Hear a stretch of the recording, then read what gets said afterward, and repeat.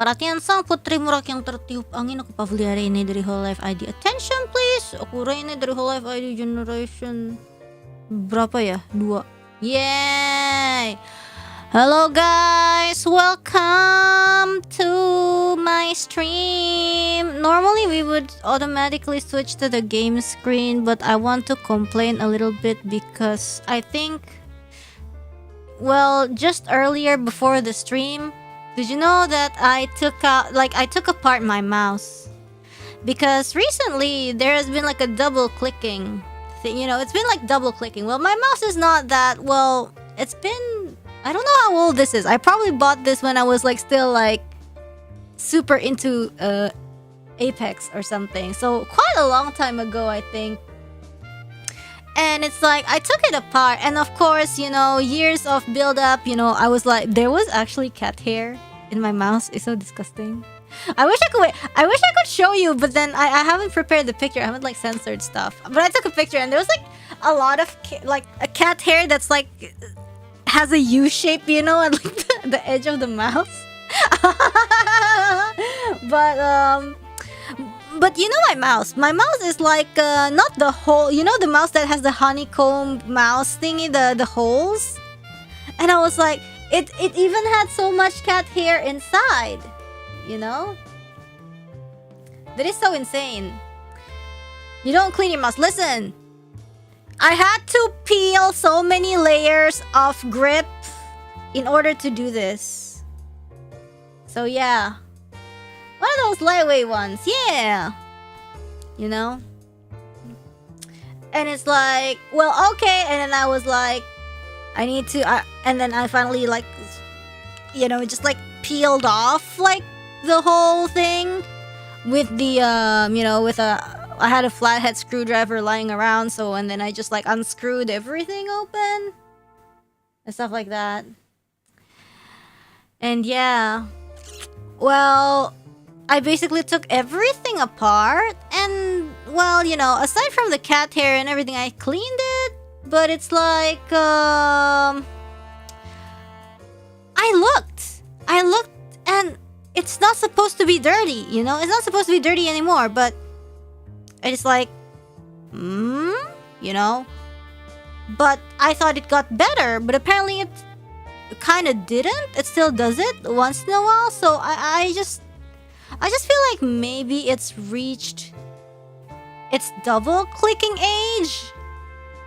So I feel like, you know, well, I guess replacing the switch is also an option, but I'm just like, you know, my mouse is a little icky, you know, it's like a little bit, you know, there's like wear and tear, like there's the coating peeling apart on the side button because I feel like I'm just, I don't know, eventually it happens. So I just feel like maybe I should just replace my mouse or something. Or maybe at least like have two, you know, you have this one as a backup. Zomray, that's too early! That's too early, I haven't prepared any cursed stories for you guys. Damn it, how got any disturbing stories? You guys are too early! What do you mean too early? You guys have been playing what? Delivering Hope, was it? I saw it earlier. Well, what happened in Delivering Hope? Yeah. Gak tau dah. You don't need any cursed stories to seduce us. Seduce? That's not my goal. Are we on this? I think you guys might be misunderstanding something. Yesterday was your birthday, so please you don't have to do this every time.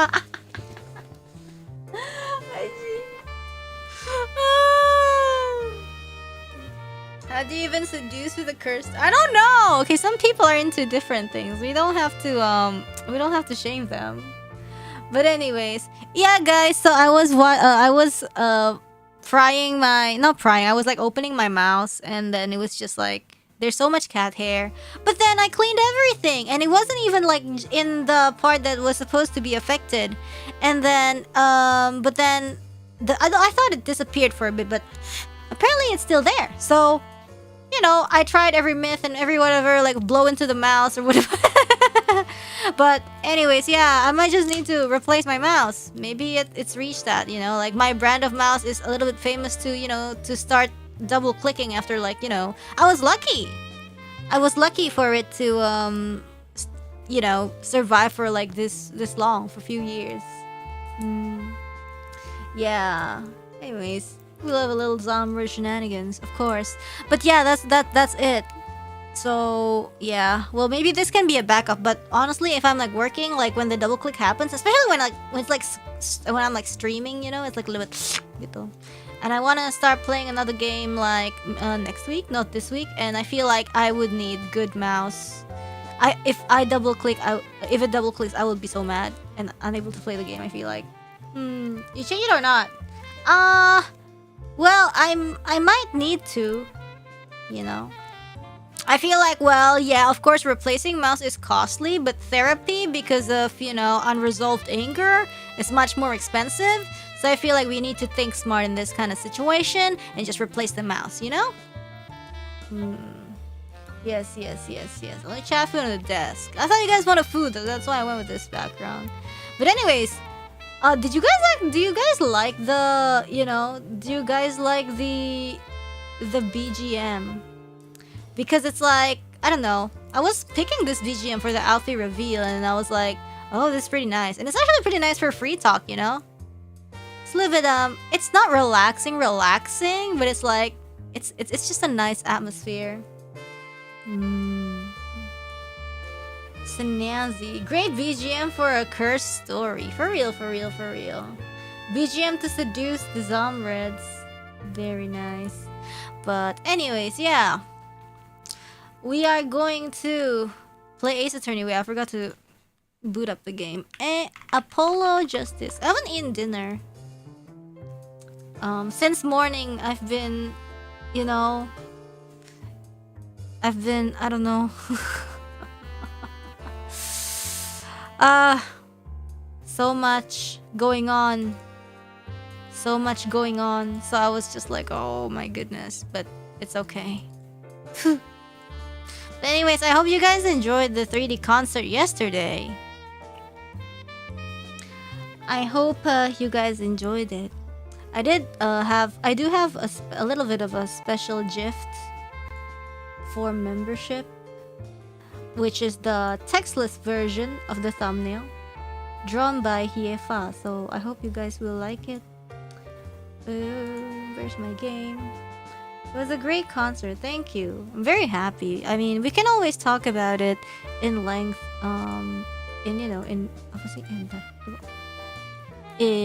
Saturday, because in a more lengthy version on Saturday, because it's kind of like I just feel like the concert is my baby, you know. But yeah, so much beautiful, so much hardship, but also it all paid off in the end and stuff like that. But it's nice. Was it real-time mixing? Oh yeah, the DJ, right? It was real-time. So I might be very active. I know some people are probably wondering as well, but I looked very reserved. I want to say this before I forget on Saturday, because you know how I was like on top of like a higher platform, right, than the rest. They really told me first. They really told me not to jump around so much because it might make a lot of noise, and it's just like, you know, they really told me not to. That's the first thing. And second, I practice a lot, so during practice, so the thing is, it was like the full song. It was all like full songs, and it had like, you know, so basically their songs, right? They get booted up. They get booted up to the thingies to the left and right. And then there's like cue points basically. So if you guys know, I don't play the full song. Sometimes like I play the song and then I skip to the last chorus or something. Those are like, I have to press something for that and it automatically moves to the cue point. But during the times where I tried jump around and shit and like to be like wait. I always miss the cue point. So I was like, I need to, you know what? If I'm too lazy to cut the stuff, then I need to concentrate. But it's just see, I feel like it would be a waste to not like actually play that way, because like I was equipped with like the things to like make you able to see like how I'm playing. So I feel like doing, you know, pre-cut stuff or everything would like low-key be a waste. I don't know, it's just like what I think, but you know, it's fine. It was fun. So yes, before we get derailed and talk too much about it, I'll just stop here because I want to talk about it more on Saturday. We will have you know, our usual free talk, and then we can talk about like everything from the concert in more detail. Yes. Do we have AA on Saturday? No, we don't. We're switching it, you know. Yes. You gotta get used to being high and being on time.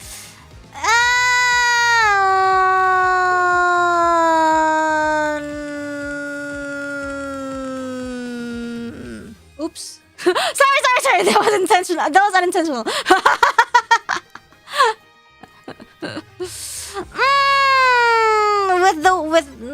With the current set, it's a little bit difficult. Definitely doable in if you do like a lot of like preparations for it. For example, like you pre-cut the stuff, then it's definitely doable. Basically, there's less live mixing and more jumping around.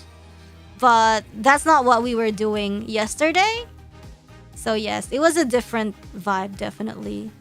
But even from I saw also a lot of basically comments about the DJ segment, even from like people who don't really watch VTubers, and a lot of people were like actually pleased to see it.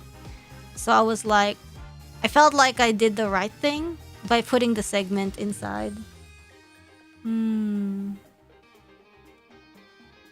So happy I got the limited merch. Thank you. Yes. So it's nice. The YouTube Music Live was like more of a comical feel, but this one's a little bit different because it's like basically, yeah, it's just a different vibe. Yay! Whoa.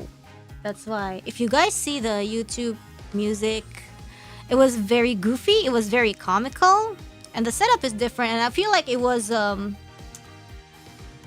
with the facilities that they gave me, it would be a waste not to do like 100% live mix on there. Maybe it's like not visible to like you know, and it's fine, but it's like I think somebody commented that the way I'm playing, it feels like it feels like I'm playing music. Well, that doesn't make sense, but okay. Yes.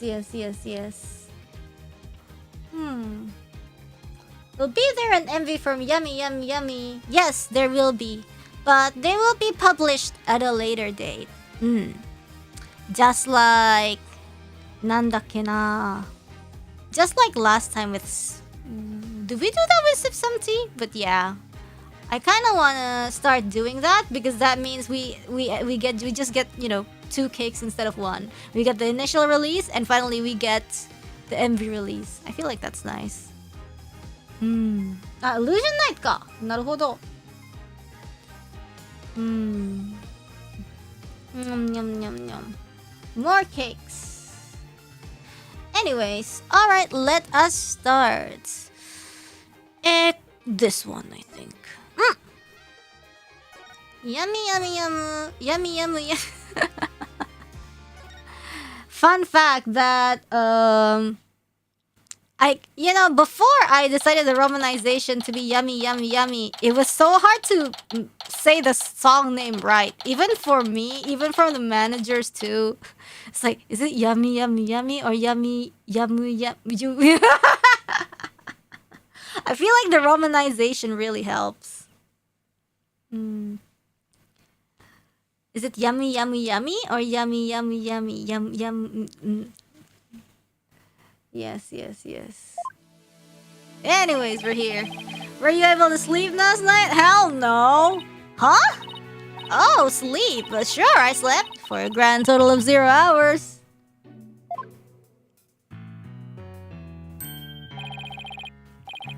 Guten Morgen, you two. You look like you're ready to put on a real show.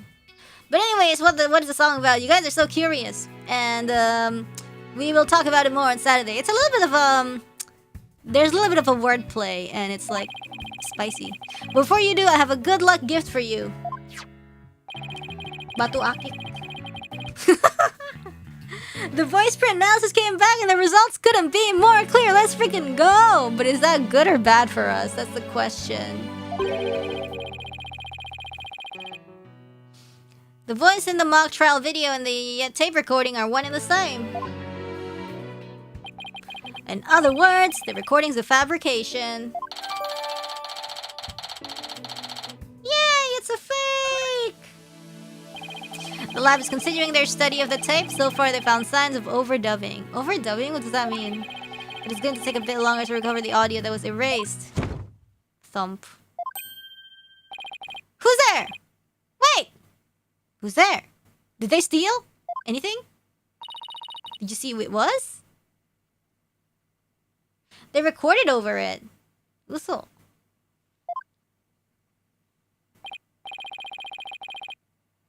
I got a quick look, but they got away. I think it might have been Hugh. I bet he was eavesdropping. I ordered food. I wonder if he saw our hand. No, but he might have seen your feet. I'm sure he wasn't the only one just now. I bet Robin and Boxgirl were listening in too. I will make sure they don't make a run for it. That is my final gift to you. Okay, all that's left now is to reach out to the truth. Time for a mini Chords of Steel workout. I'm Apollo Justice, and I'm fine. Your turn. I'm Athena Sykes, and I'm fine. But it's like, today my social battery is so low. I feel like I can't... You know, it's kind of like, I was looking forward to streaming that other game that we had to push, the next day. But it's like, oh, okay, well, since management told me to switch it just to be safe, you know, I wanted to switch it with like tomorrow night's program, which was membership. And we were like originally gonna yap about the live, but it was like, I really don't have, I feel like I haven't really had this problem for a while. I'm literally out of social battery, which is why, like, I don't know if you can hear the vibe or something, but you know, like I have low social battery, so I can't yap much. That's why I chose a game like this, like Persona, or for like Ace Attorney, you know. But yeah, so just Saturday there's gonna be no AA, but the membership is moved to Saturday. So it's kind of like, wow. It's kind of like if I read dialogue like this or comment about the game, it's fine because it doesn't really require that much brain power. But I feel like yapping about stuff like as a free talk, it's like I need to recharge a little bit. Mengen Saturday, but answer is tomorrow evening. So. I switched the time for the answer waiting room. If you guys check. A court will now reconvene for the trial of Juniper Woods. The Sykes Brigade is totally psyched. I mean, the defense is ready, Your Honor.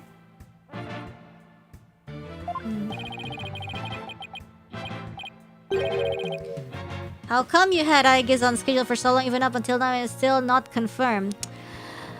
Well, it's complicated. Sometimes things are not up to me, you know? The prosecution is ready as well. I mean, isn't that right, Prosecutor Blackwell? This Monday I got an okay. That's why I posted. But then there was an update that apparently, oh, just to be safe, let's move it. And I'm like, well, if you say so. I mean, I posted it, but if you say so, you know. Yeah, the schedule posted on YouTube community still has odd times. Yes, it has odd times, but I posted a pinned update comment. Thank you. Since you're gonna be the first one to play it. Oh, Callie's playing at like in the morning. I'm not gonna do it in the morning though. I'm gonna do it in the evening.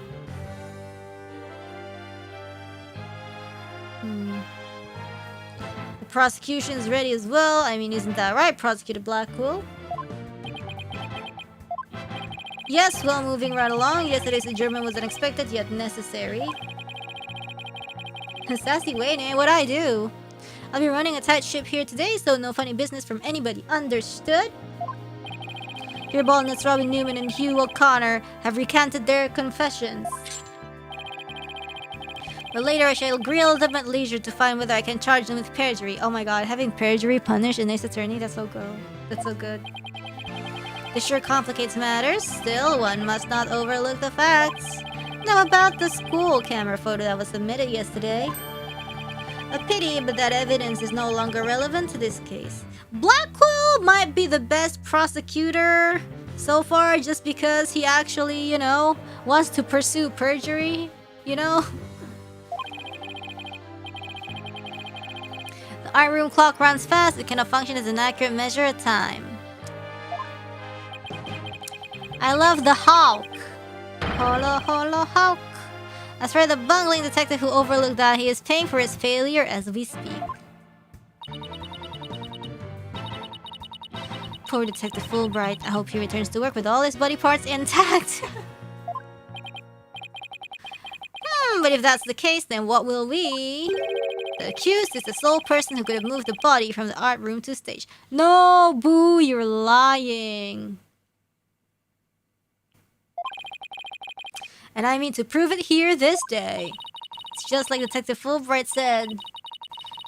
But what else does he have up his sleeve? My understanding of this heinous crime is thus. The murder took place near the center of the art room as evidenced by the blood stain. Blood was also found in some pottery next to the window over the maintenance area. Which is to say, the body was carried over to that very window. I call bullshit because I trust Juniper. If cute, why commit crime? If commit crime, why cute? From there, it was dropped down to the maintenance area below. Always trust Junie even if she lied to us like 3 times. And though there was nary a scratch to the body aside from the fatal wound.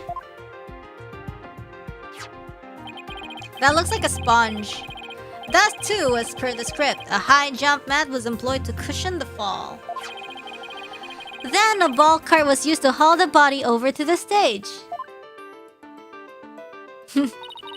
She's cute. Surely she would never lie a 4th time. Oh, come on. Who hasn't lied to us 3 times at least? Well, I don't know, man. It hurts more because it's Junie. Because, like, Athena is just like, oh my god, Junie's my friend. Junie's just, like, spitting lies. Did you forget about Phoenix's ex? She was most definitely cute and most definitely insane. No, but, like, did you forget the twist? Did you forget the twist? That's not very clever. I mean, it's the same exact body moving scheme as the script. Well, technically, the ex wasn't crazy. Anyone could have moved the body that way. Objection! She-devil. You think I'm a she-devil? Your propensity to spew forth words before you think is not very clever either. Why you? Moreover, this prosecution has a witness, which is most unfortunate for you. Boo! Witness, it's time for you to come forth. Who is it gonna be? Who is it gonna be? Oh my god, it's him. It's Hugh. Hugh is it? Heh.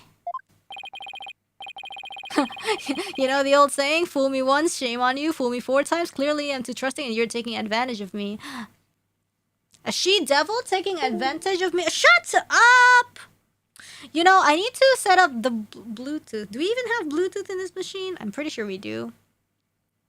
But not now. Remind me.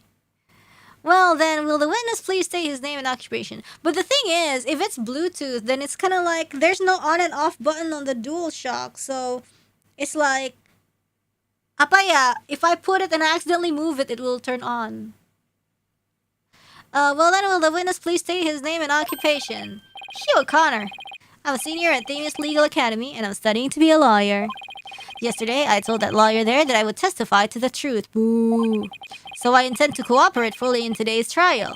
Happy now, Miss Sykes? No, I'm not happy. Ugh. What's he up to now? I've never been able to get Bluetooth to work with my DualShock on Steam. Me neither! But my friend had it work nicely, and I'm just like, how? But then, like, if they could do it, then I could too. USB receiver from the control. So it's kind of like a dongle or something. I don't know. Yeah, wire's best. I feel like the only wireless stuff I have is my mouse. The court appreciates your cooperation, Mr. O'Connor. Now your testimony, please.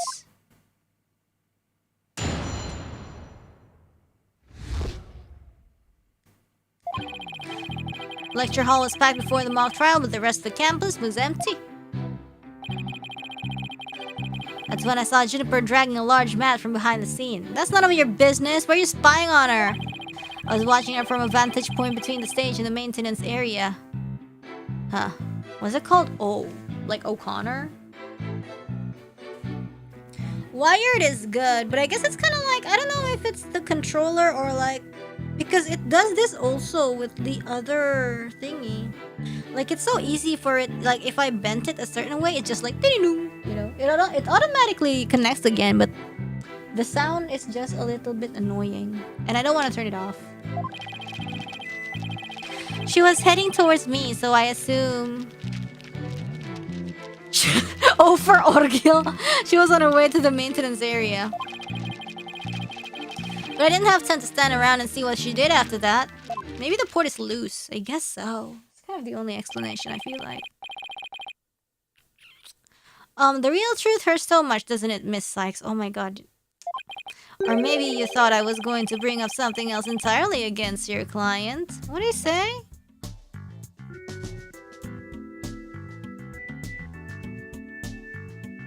Okay, she basically just said like he saw Juniper carrying a mat.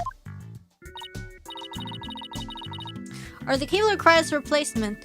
I don't think that's the case because it's usually whatever cable it is, it only happens when I accidentally like brush the cable like against like something like my leg or something so that it just bends a little bit. So I feel like it might be like the connecting part inside the controller or just how it's built. Normally when I play the PlayStation, I always do wireless. So I never actually experienced or knew about this until I started plugging this into the computer. Never a snappy comeback when I need one.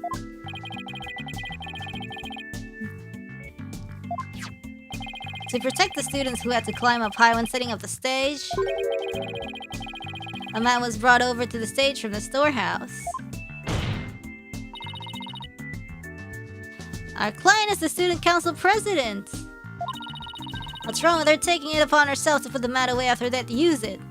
The thing is, like, when I play my PlayStation, like, I could be, see, the thing is, for example, like, the TV and the PlayStation is, like, way back there, and then I'm just, like, in bed, you know, like, so far away, so I feel like that's the beauty with wireless, you know? Compared to, like, say, when I stream, I have to, like, be close to the computer anyway, so I just feel like there's little point to having, oh, my food is here! Hold on.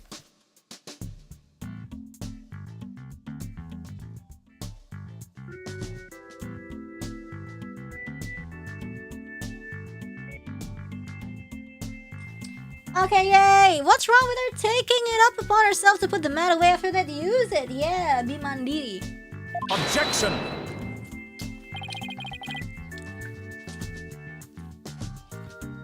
Oh, there is plenty wrong. There is but one man in the entire school that could cushion a fall from such lofty heights. 5-meter USB cable. Ergo, the man in question was indispensable to moving the body. It sucks being the last to know everything. Oh, you tell me, Athena. This hits too personal. I think I get it now. The drag marks we saw behind the stage were made by the mat.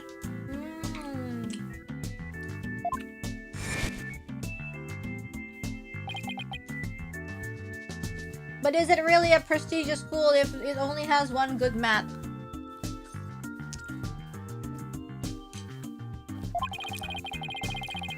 If the only mat of that thickness was where the body is assumed to have been dropped,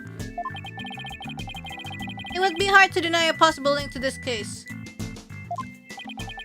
We're off to a bad start again. You sure you're okay, Athena? I have to be okay! It's game on, Hugh! Game on! Okay.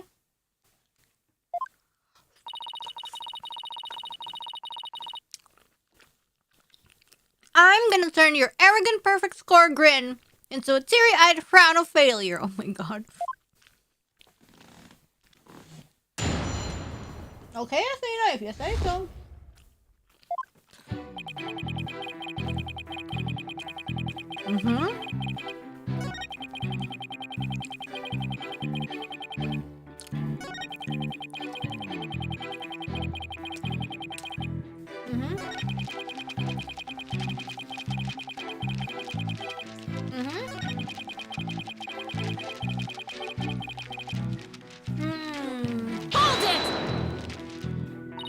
That's it. Then it's entirely possible that someone else moved the body, correct? Objection! Are you mad or merely delusional? A little bit of both. Everyone was in the lecture hall before the mock trial. The rest of the campus was empty. I'm having satay today. Indonesian yakitori. Ergo, the only probable suspects were the 3 trial participants. Mang iya, sotoy banget sih lu jadi laki. I know, thank you for stating the obvious. Salah. I also know that you, Hugh O'Connor, were one of the participants. Mr. Confident sure goes all out when he tells the truth. Well, I don't think he meant for any of that to be misleading, but it doesn't make it factual. Careful now, Athena. A genius like Hugh could be leading you right into a trap. I'd be surprised if he hasn't, but all I can do is charge forward with both eyes opened.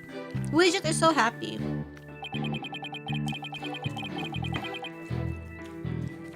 Hold it! Hold it! Hold it! Hold it right there! What? I was just getting to the important part. Eager to unsheath your blade, Sykes Dono? Your heavy breath heaves to where I stand. Objection! Aw, the eagle, the hawk is cute. How rude! A human's breath doesn't travel anywhere near that far. So, the only issue is distance? You're not denying that you're a heavy breather? I'm just saying that scientific studies have proven that it's not. Hang in there, Athena. No matter how many insults they hurl, it won't affect the judge's opinion of you. What about my own self-esteem? Oh my god. Objection! Huh, let's get back to what happened before the mock trial. Okay. Hold it! Our client was simply putting the mat away. It had nothing to do with this case. Objection! That is where you are wrong. There is but one man in the entire school that could cushion a 3-story fall.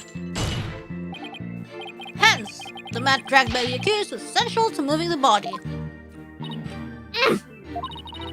If you win this one, I promise to donate another thick mat to the academy. Now show me how to show you the truth. You'll have my full cooperation. What? Hold it! Mr. O'Connor, are you positive you were standing exactly where you said?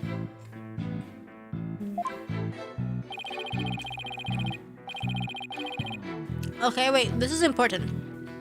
I was between the stage and maintenance area and she was... Isn't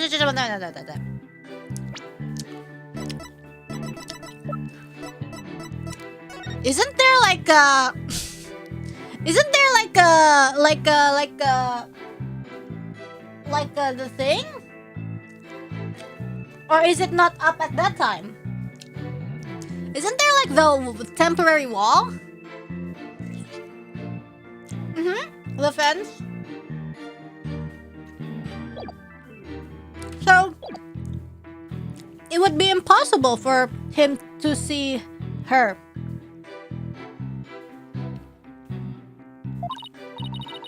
He's sticking to his guns.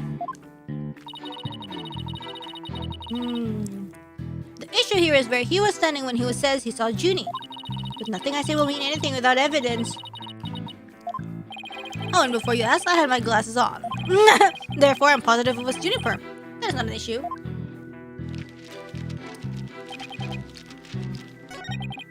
So I forgot about the details, so I'm gonna press anyway. And if it's wrong, we think about it objection! A different way. Oh, nice. So, you saw the back of the stage from between the stage and the maintenance area? Well, let's take a look at this photo taken by Miss Cuttlebutt, shall we? This photo shows the students sitting on the stage the day before the mock trial. Do you see the big construction screen to the right of the stage in the background here? Why, yes. In fact, there were a bunch of those next to my house until a few days ago, too. It was so noisy behind there, but I couldn't take a peek. Oh, how it piqued my interest. Exactly, Your Honor. You cannot see past such screens. That is their purpose. Now, let's see. How exactly is that screen positioned again?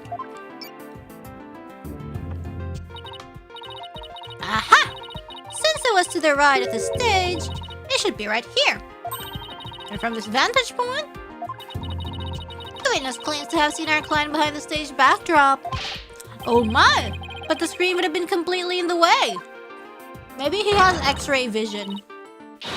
Therefore, the witness couldn't have possibly seen our client from this point. Youch!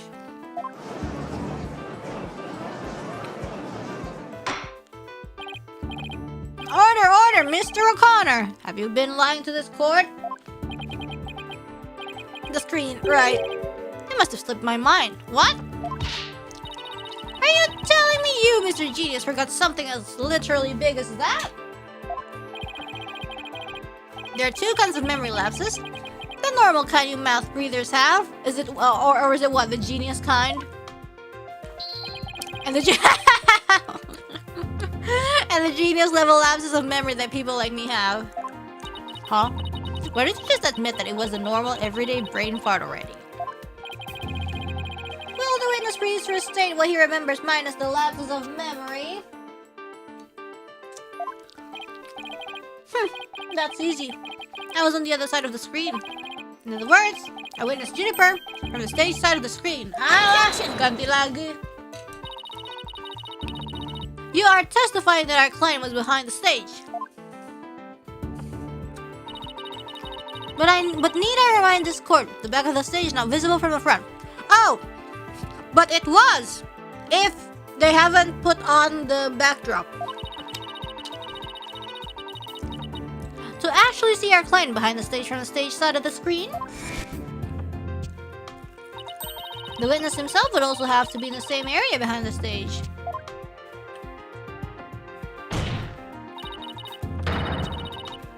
But in that case, our client would have definitely seen Mr. O'Connor. Okay.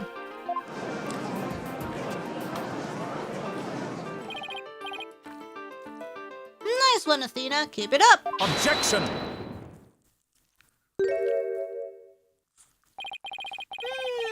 Alright, golden boy. Is this not your chance? Telling the truth will be like a weight lifted from your chest. Chest? The truth? What truth?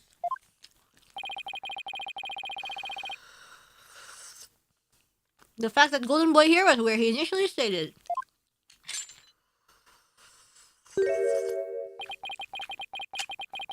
That is to say, he was between the maintenance area and the stage. Objection! But then the screen would have blocked his view of... Objection. On the ground, yes, his view would have been blocked indeed. What? Is he floating? Or was he on top of the stage? But consider how smoke always wants to rise up high. Fancy angin. Athena, look at the photo again. Do you think...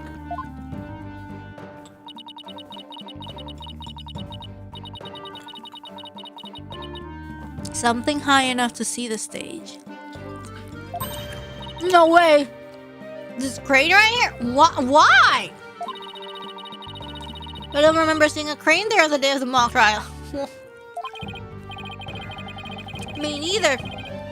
But it's probably safe to assume it was moved before you found the body. What do you mean he was on the crane? That's far enough, Prosecutor Blackwell. Remember, you promised. Huh. I recall making no such promise. It was you who came blubbering to me about keeping quiet in exchange for information. Ugh.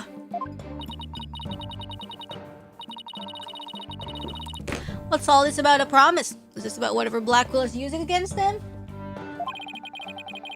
And what's that got to do with going in the crane? Golden Boy did not go up in that crane for fun. Why would he go in the crane? He was working part-time as a crane operator within school grounds. Oh! Do you mean to tell me a high school student was operating a crane? The witness, I object to the prosecutor's last statement. What?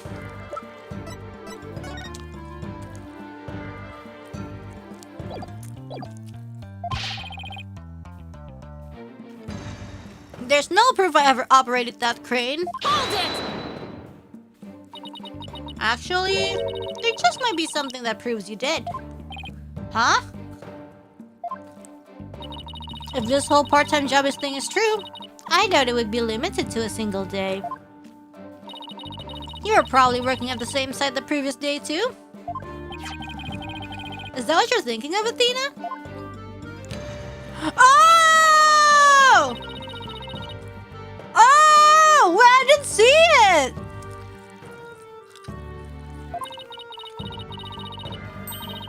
If you look carefully, he bears a definite resemblance to Mr. O'Connor. But he's wearing a collar. He's wearing a red collar. Are you serious? This is ridiculous.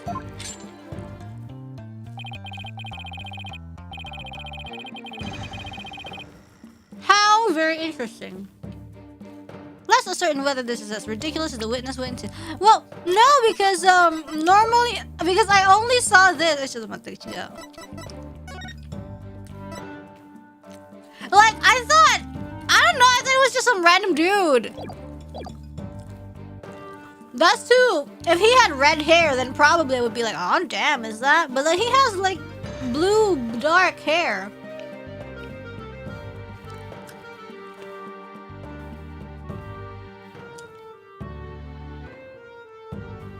How very interesting. Less uncertain whether this is as ridiculous as the witness maintains. The defense agrees with the prosecution. Let's bring the facts to light. Oh yeah. That's all very well and good, but how do you propose to do that?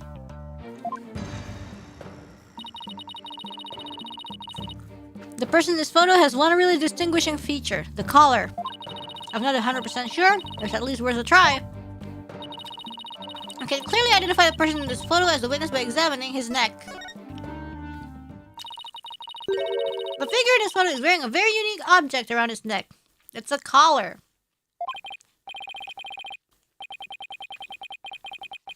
I don't know which one's more interesting, the fact that he works part-time as a crane operator or the fact that he has like a collar on his neck.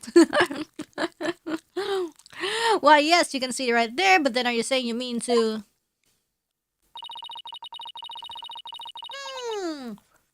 Mr. O'Connor's neck is almost entirely concealed by his tall collar. But that's exactly why I believe this warrants further examination. No! Not a chance. That would be a blatant violation of my privacy. Yeah, I didn't notice that, but he always, like, holds his neck.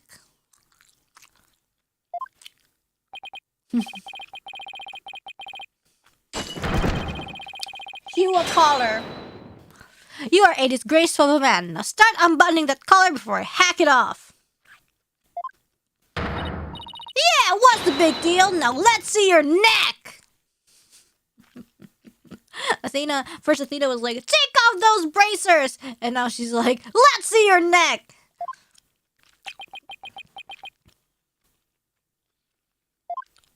Just keeps wanting the witness to strip. I guess I have no choice. What? Does he actually have a long neck? Does it, like, you know how, Robin's braces, like, it prevents her, you know, her curves from spilling out. But for this one, what? Does he have a long neck? He really likes exposing people in court. Wait, is this the proof of friendship? Is everybody wearing a collar?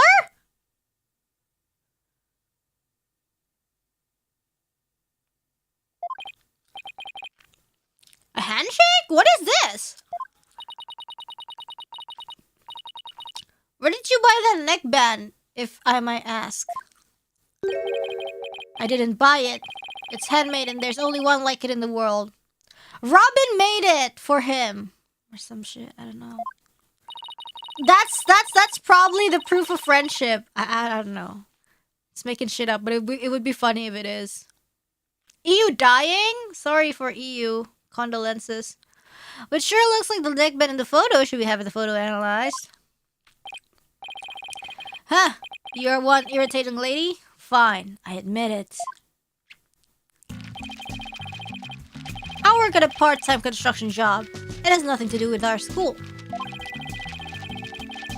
Operating heavy equipment is no big deal for a guy who can parallel park one-handed. But I never expected one of my jobs would take me to my own school. But when you factor in all of the required tests and apprenticeship period... Wouldn't you have to be at least 20 to have a license for operating crane? Oh, but I'm actually 20. Oh, about that. Oh shit, is he? Oh no! Is he actually like really dumb and like got held back many grades or something? Objection!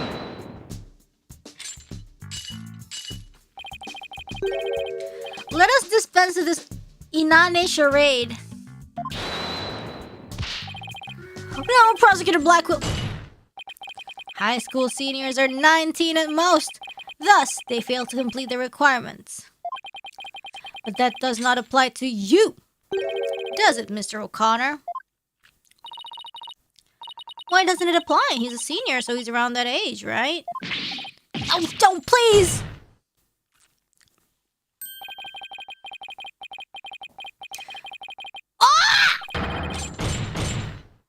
Actually, Golden Boy here is 25. He took a 7-year break from school. Oh well, it's a break, so it's not like he keeps failing. It's fine. What's wrong with it? Come again?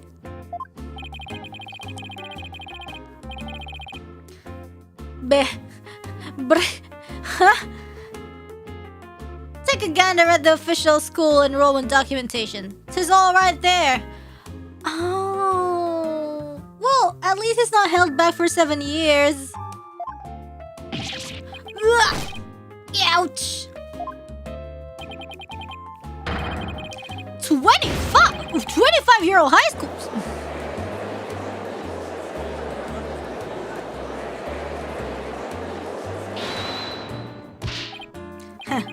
7-year break. 7 years. That's just one thing to say. But I mean, say like if he took a 7-year break to find the money to pay for his like tuitions and stuff, and I mean that like, well, I don't know. I mean, if the school allows it, I don't see why it's so bad. I feel like it's just like, you know, because we think he's 19. There are two kinds of 7-year breaks. The ordinary. He took a 7-year maternity leave. The ordinary kind you mouth breathers take. And the genius kind of people like me take. Objection! But a genius would quickly become a chore for a 7-year break. I think you have that backwards, Athena.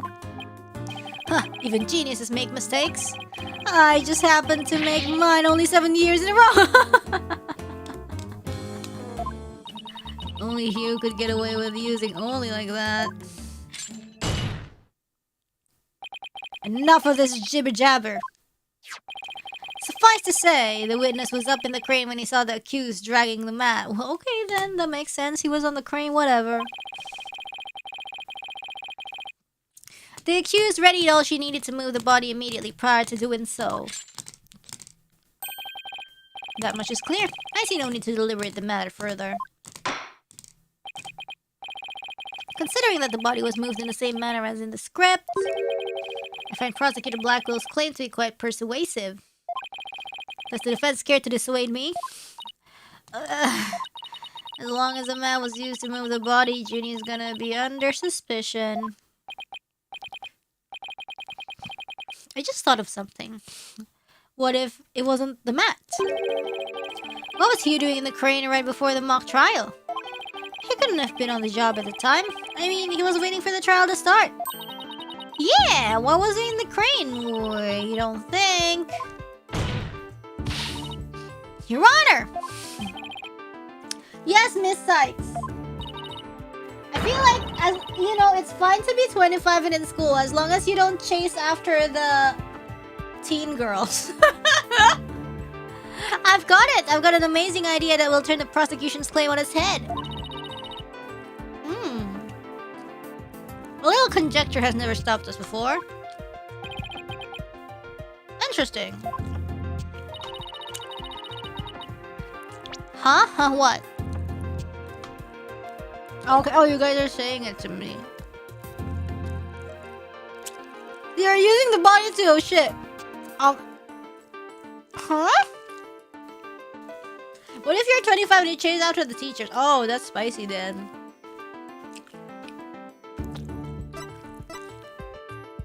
Any other reason to go to school at 25? For the degree, I think.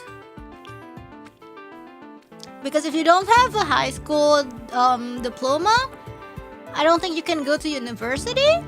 If you don't go to university, you can't... That is acceptable.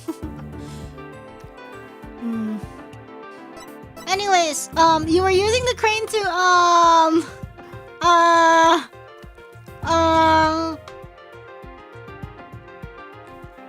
move this... I don't know.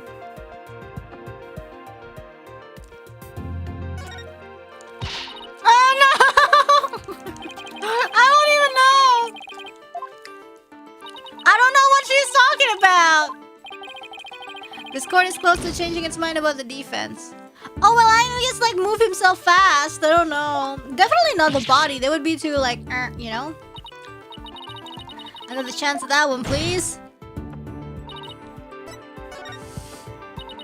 Shit! Is it really the body? We commute to school. Oh my god. Objection. Move the... Ah! No. Okay, wait. He moved the body, but he didn't do it. Okay. Let's go with that approach.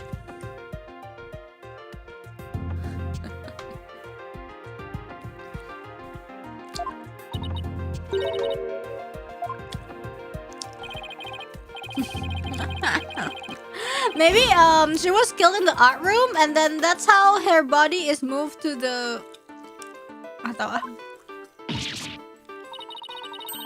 Commuting by crane sounds kind of fun. I know! Let me give that another try! I have half-life just because of this. The body was just like it was in the script, so it must have been moved like in the script too. At least that's what the prosecution believes. How simplistic, even foolish.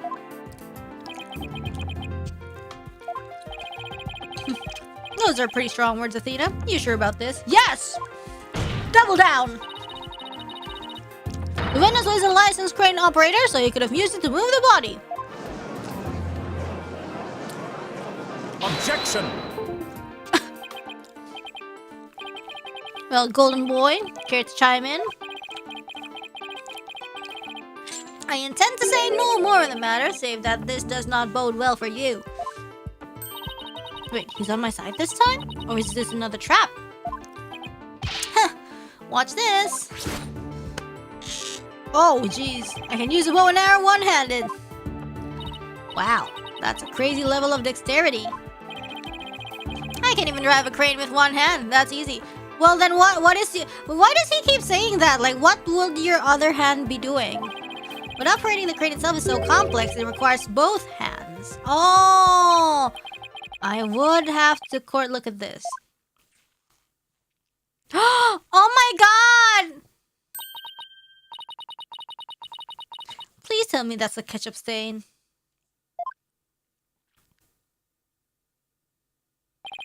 You wish. My hand was injured and required surgery. Wait, is that why he was walking with his blood-stained hands? Because he was injured?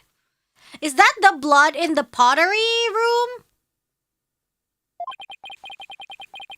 That's the reason I kept my hand in my pocket all this time. I have already verified this with the hospital of treatment. Quite a nasty wound, they say. Ooh, can we see? So, how did you hurt it? I see no need to discuss that. It has no relevance to this case. Maybe it does. 2 hands are required to operate complex machinery, such as crane. Ergo, on the day of the mock trial, the witness was incapable of moving the body by crane. It was the freaking... Okay, now I'm the fool? The right answer turned out to be false. I'd planned on moving the crane the night before the mock trial, but then I got injured. Wanting to keep my part-time job a secret, I had to do it just before the mock trial instead. Ugh, and here I thought this was the big break we've been waiting for. Now that the defense's sophistry is laid bare, I would have the court recall my claim. Well, what if he's a concal with Robin? Or something. The body was dropped out of a 3rd floor window to a mat near the maintenance area. Then a ball car was used to move it to the stage. See? I've been paying attention. Well done, your boldness. And now consider this. The accused was sighted dragging that mat. Ergo, it was she who moved the body. Wang. Or use his feet. Yeah, he said needed both hands, but nobody said anything about feet. Well, I think you're on the right track, Athena. You do? Yeah, Juniper reminds the prime suspect if we assume the body was moved per her script. So, as the defense, you have to figure out how else the body could have been moved. Oh, is he telling me to think of another way besides the crane? The tali. Miss Sykes, if you have a counter-argument, the court would love to hear it, and if you do not, it is time for the verdict. Isn't that correct, your baldness? Objection! No, not yet! All I have to do is show the body wasn't moved like it was in the script, right? Well, that would show that the mat had nothing to do with this case. Ooh, that means Junie will be cleared. There is a sort of great renown that cuts down sophistic lawyers. Its name is evidence. You don't scare me. Force a smile, Athena. You can do it. What's wrong with your face, Athena? It's a weird mix of terror and creepy grin. Just focus on how the body could have been moved without it being dropped. Yeah, how could anyone lower it without just dropping it? The flag, dude. It's not like it could fly, or can it? Or maybe it could. After all, there is a way to zip between the art room and the stage. Ngengong, ngengong. Someone could have easily used that thing. Oh, yes, of course. Miss Sykes, the court would like to see what you have for us. All I have to do is show the tiniest shred of a possibility. The mat and ball cart were used to move the body. This is what was used. Oh shit. What do I present? This? I guess? Do I present this and point? Because I don't know what else.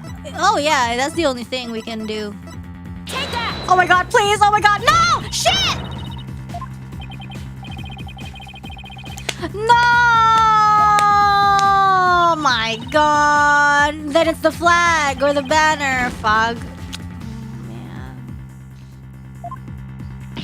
The flag. No, I was trying to point at the rope thing.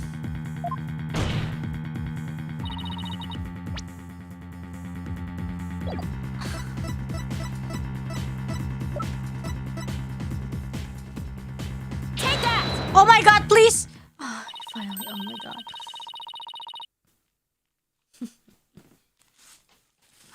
The key here is the thing that ties the art room. Ah, okay, well, that makes sense. The thing that ties the art room and the stage together. Well, if you say it that way, then the rope also... Yes, right? Whatever. It's fine. I think the flag is correct. Might I propose an idea? It might do you well to tie your lips together lest you further expose your ignorance.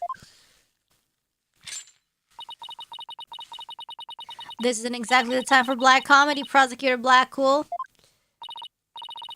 Anyway, the court will recall the wire on which the school banner was hung.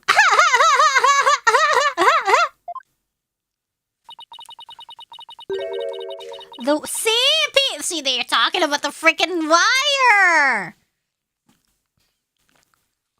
That wire was strung between the art room and the stage,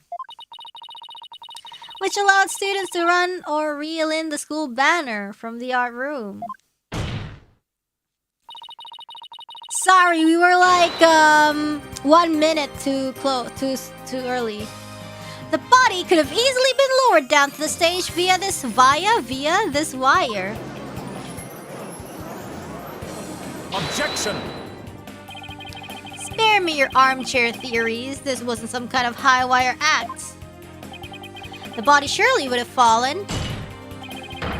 Yet there are no signs of blunt force trauma. Objection! Oh, so you surprised me, Prosecutor Blackquill. You didn't actually think I failed to account for that? I'm sure that's exactly what he thought. When we investigated the stage yesterday, the bottom part of the school banner had been tied into a pouch-like shape. And pouches are useful for carrying things. What do you think this one could have carried? Well, go on. Please explain. The body was bundled into the pouch-like section of the banner and sent down the wire. Whee! Plop! It's kind of like a stork dropping a baby. The body would have been down on that stage in a flash. Then there'd be no need for a mat.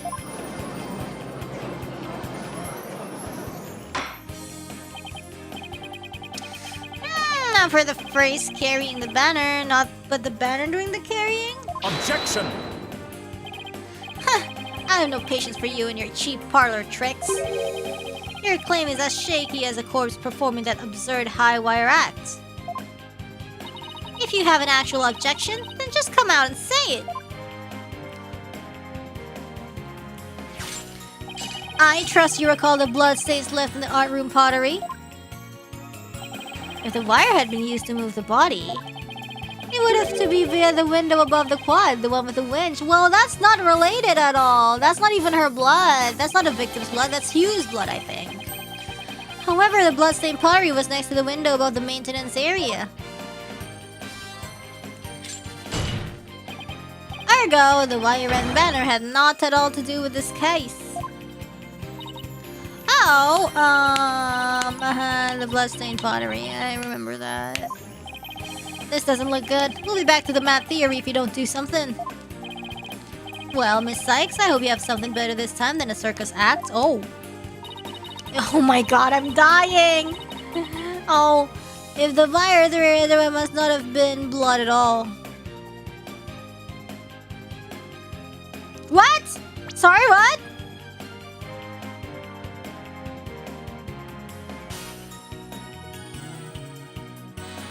Well, I mean, not been blood at all if it's must not have been the victim's blood, or like, must not have been blood at all. So this is like even going even farther. This is going like that. That's not even blood. This one's like, oh, it's probably somebody's blood. This one's like, that is not blood. I feel like it's blood. I feel like it might be blood. Because the blood stain, you know, it's like... Because otherwise, if we say it's not blood at all, it's not explained what it is.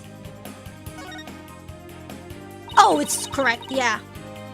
Because it's like, if we suddenly say, oh, it's probably paint, like, so far there hasn't been like any mention of it. Yeah, if we say it's not blood, they'd be like, oh, well, then what it is? And we're like, I don't know. Maybe it's not the victim's blood. Let the police check to see from whom the blood in the pottery came from. Shame on you, Sykes. Don't have a little more respect for the constabulary. Shwip!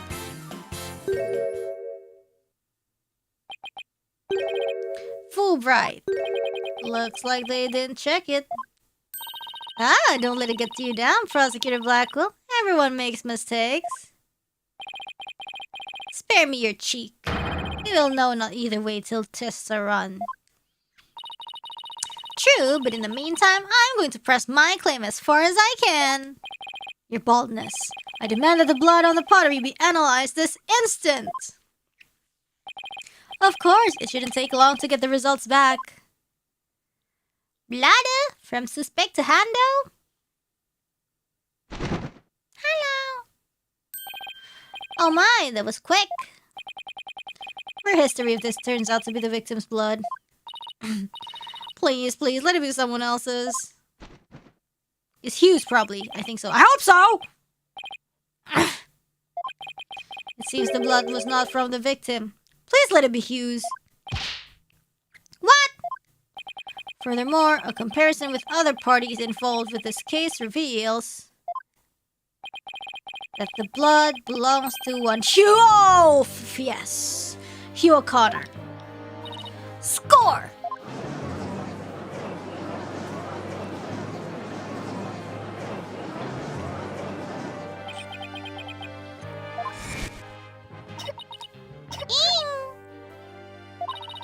Don't worry, Junie. Just try to relax. Hugh's hands.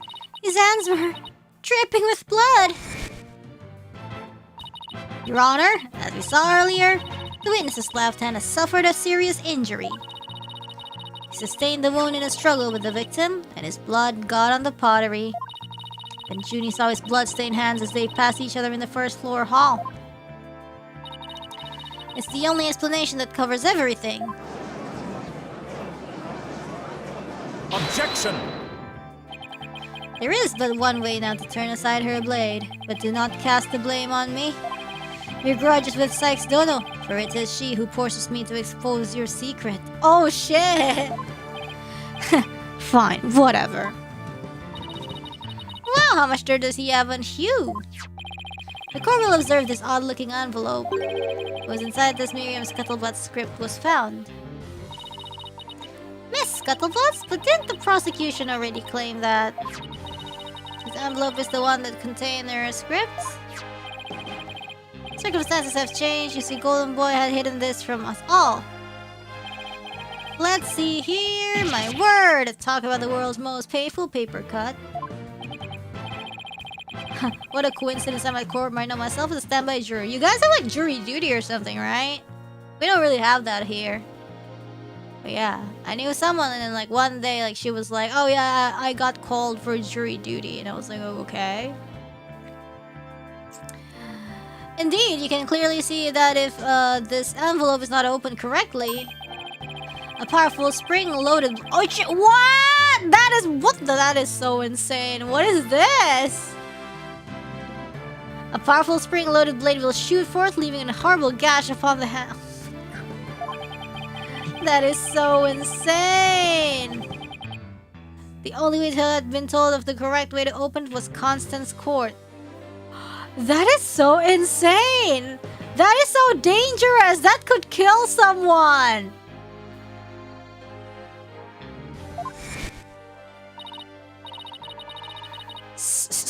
You really want to see my script is that bad?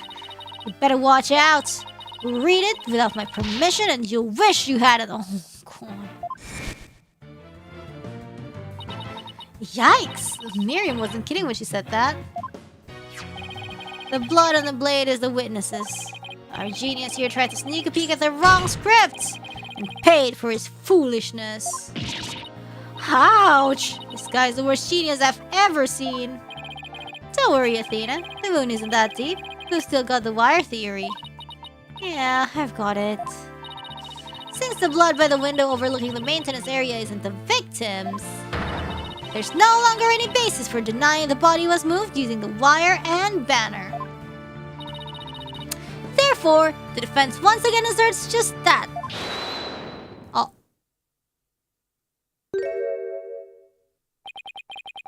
You call yourself a lawyer? Yeah. Don't you see the glaring contradiction in your thinking? Huh? The court would like to remind the witness that his role is not to point out. And you, how can you adhere to such outdated beliefs? But whatever. It seems you've forgotten the two statues that were on stage directly below the wire. A body sent sliding down that wire would have crashed into them. Care to explain that away? Why I believe is right. The statues and the wire are extremely close together. Ugh, so the body would have collided with the statues? What if they did collide? Wait, that's it! Ah! It's just like brock. Speaking of those statues, we still don't know how they were broken. I think they did. Whee! But if we assume the body crashed into them,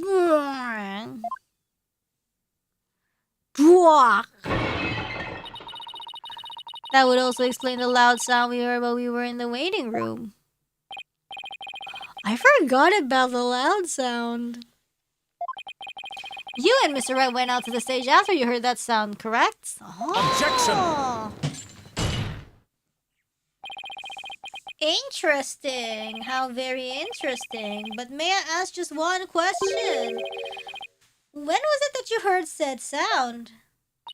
It was a little after the mock trial had started. Mr. Wright and I were practically bored to tears there in the waiting room. Ah! Precisely, if that sound you heard did happen while the body was being moved, that would place it during the mock trial. Oh, which means the body wouldn't have been there before the mock trial started. You see, right before the mock trial started, I saw the body. I don't know, you could be lying. He said he saw the body before the mock trial. If so, then my claim that the body was moved during the mock trial doesn't hold water. Stupid contradiction.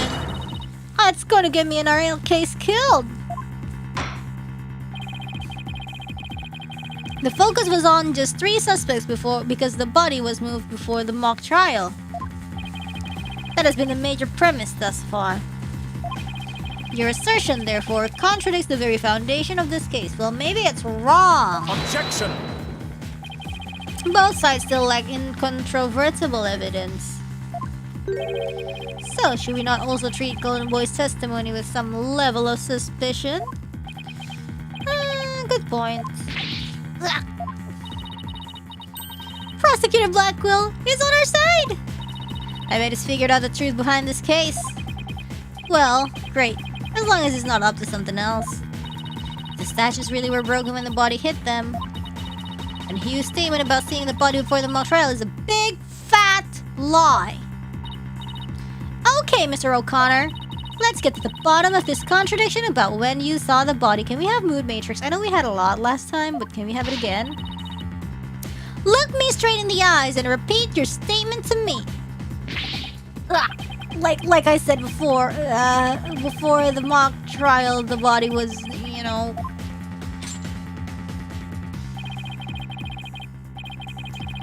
I shall only say this once, Golden Boy. You had best tell the truth and do it now. That is, if your head wishes to enjoy the continued companionship of your body. Yikes! Now, out with it. Did you truly witness the body? Or were you just lying about it? Well, which is it?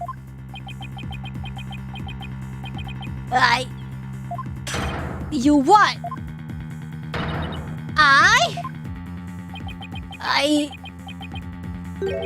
I never saw the body. Huh? Are you sure about that? Lie to this court again and I'll charge you with perjury. Why are you giving him a second chance? There was no body on that stage. I've been lying about that this whole time. I'm sorry. Yes! We've exposed Hugh's big lie for what it is. But why would he lie about this to begin with? I think he's protecting somebody. Order! The base premise that the body was moved before the mock trial has been overturned. I imagine this has an impact on both the defense and the prosecution's case. Well, first I'd like to thank the prosecutor. This brings us one step closer to the truth. Now, at least, we know the body was moved using the wire and school banner. Indeed, that much I shall concede, Sykes Dono. The body was moved as you stated and in the midst of the mock trial. So both sides are satisfied then?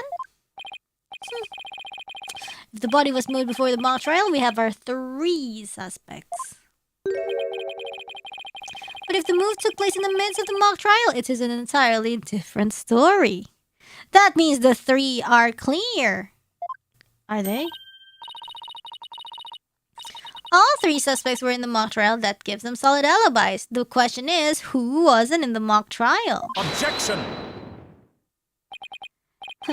How simplistic. Did you forget about the student in charge of the audio? Oh, Junie again!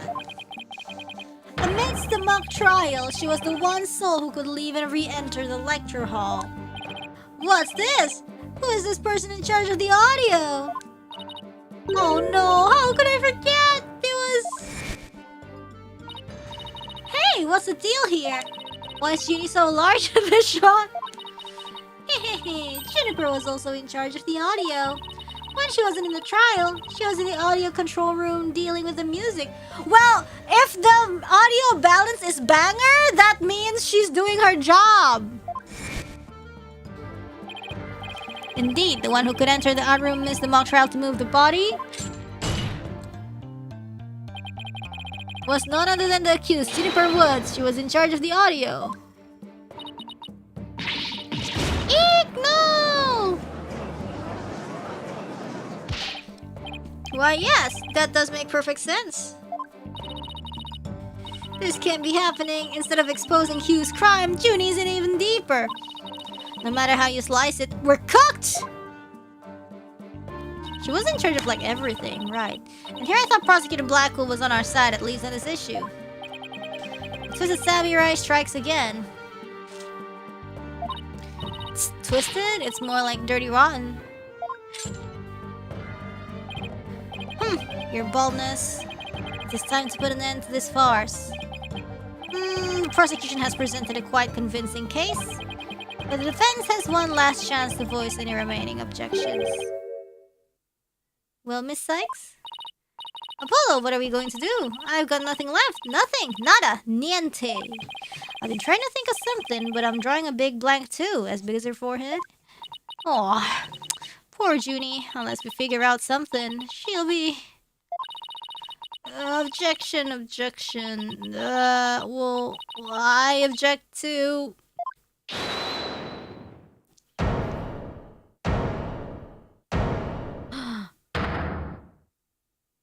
What? Stop right there. All ears to me.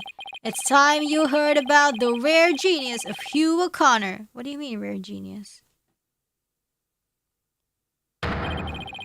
Listen! You will hear the secret behind my perfect crime. Why is he ingusan? Perfect crime?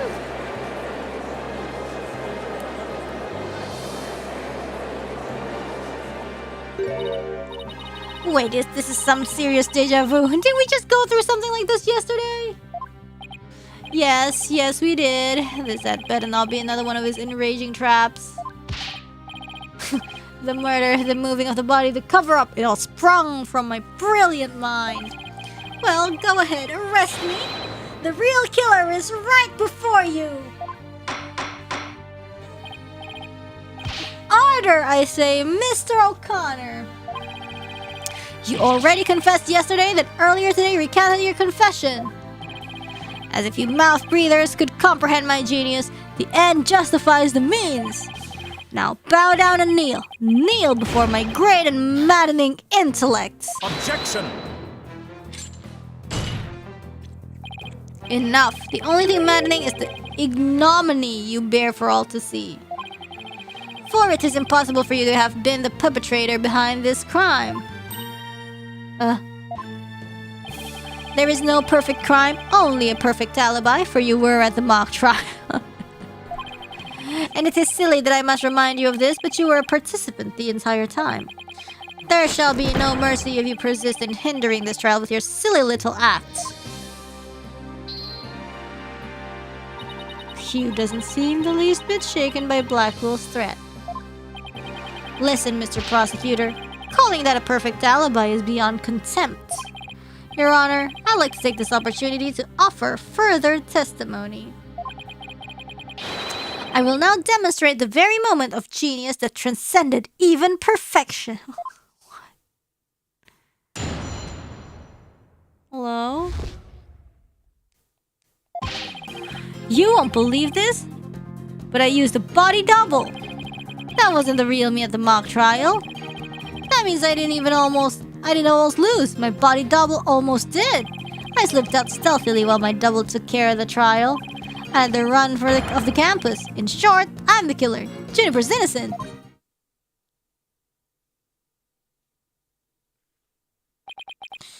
I have a question I was hoping the defense and prosecution might help answer. Is it just me or does the witness's testimony make no sense at all?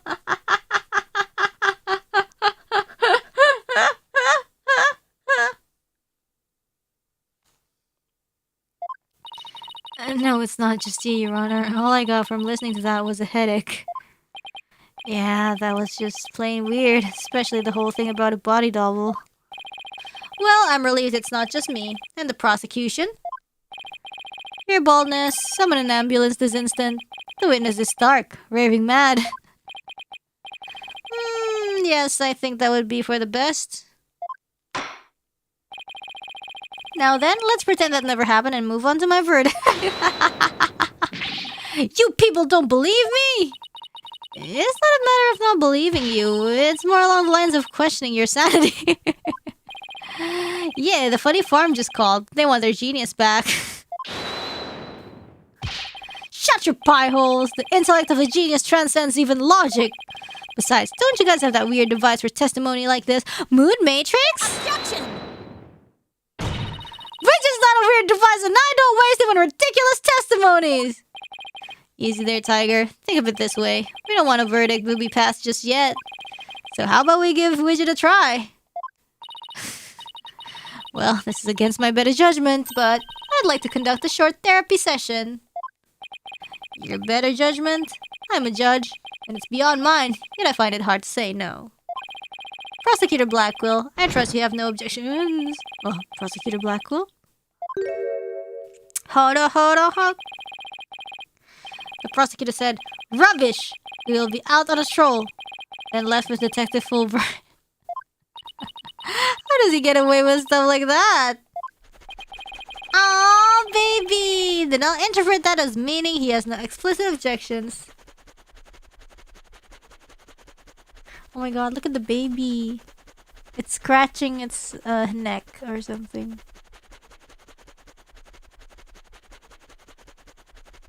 ASMR.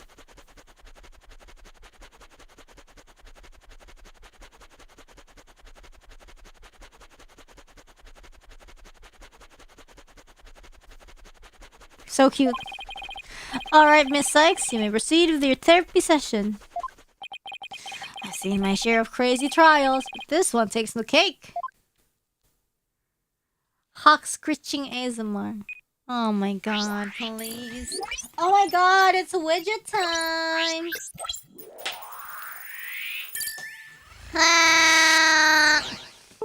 Anjing. Wow, kacau sekali guys. You won't believe this, but I used a body double. Eh? I used the body double. Terus? That wasn't the real me at the mock trial. That means I did almost lose. My body double did. I slipped out stealthily while my double took care of the trial. I had a run of a campus. In short, I'm the killer. This pose. Juniper's innocent. Wow. I don't get it. His confession is overflowing with happiness. Maybe he enjoys thinking how us mouth breathers can comprehend his genius. But this goes way beyond normal happiness. He seems to take an insane level of delight in his confession. Even a normal level of delight would be weird for a confession. Then again, he's not what I'd call normal. Why are you confessing? Who is this really for? I feel like that's the key to his out-of-control emotion.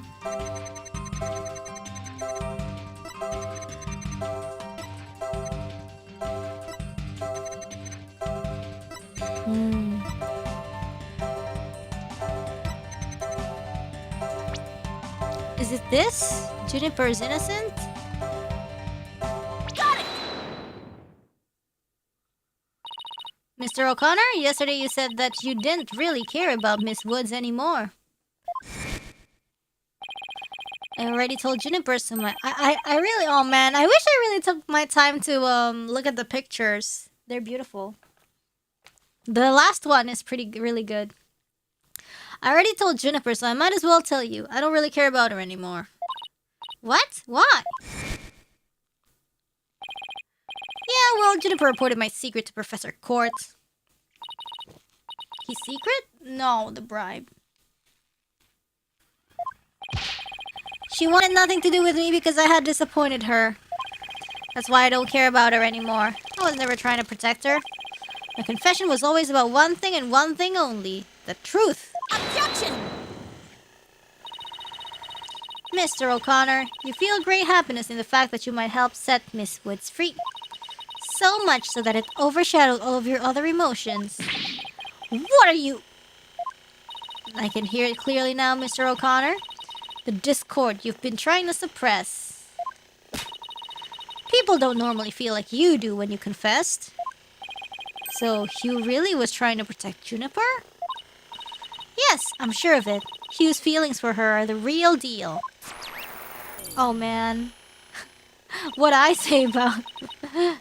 But that means his confession is... BS.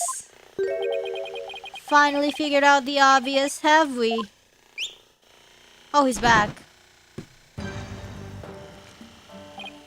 Why, Prosecutor Blackwell, you're back.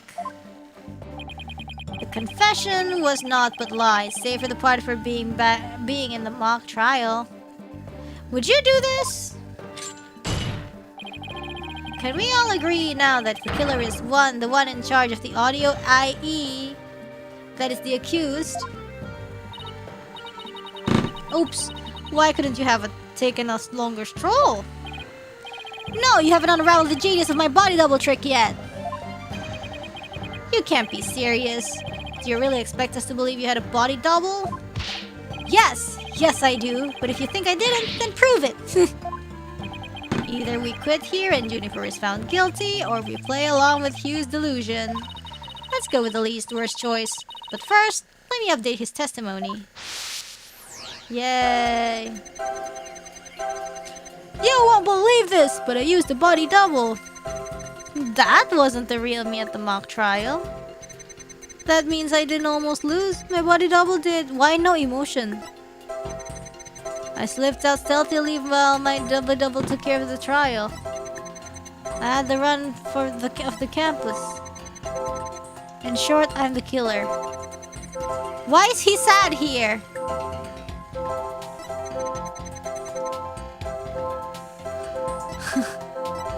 Wait, is it possible to pinpoint emotion when there's no emotion? I don't think so. Yeah, see, like this? See, it's like, what's the unexpected emotion? So I think it's not it.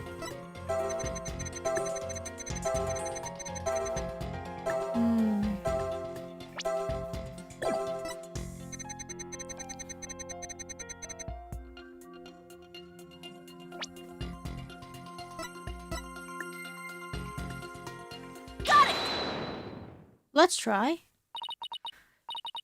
I didn't almost lose, you say? Very odd. You exhibited happiness the entire time except during the statement. You don't know when to give up. Wait, now that I think about it. No, don't! Stop making stuff up! When I left the lecture hall, it was during Professor Mean's pre-trial speech. That's when I moved the body. I then slipped back in just before the verdict. So you were saying you were there the moment your double was about to lose? Yes, I was, naturally. I wasn't happy when I saw that. What is this speed fanfic? In any case, I was at the far end of the lecture hall. Where? Far end of the lecture hall behind the screen? I figured no one would see me if I came and went through the doors there. Huh? Objection!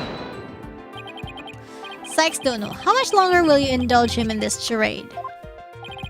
Well, it's true that none of the audience might see him go through either of those doors. The faculty seats on the balconies are a different story and have a splendid view. I thought you could do better than that. The lawyer's bench is on the right side when facing the front of the hall. I used the door on the right side near the lawyer's bench. Why does this matter? That means my movements were only visible to someone in the left balcony seat. But that seat was empty at the time, which is only natural. Well, why does this matter? After all, it belonged to Professor Court, and as we all know, she was already dead by then. That can't be right. An empty balcony seat on the left side contradicts this piece of evidence.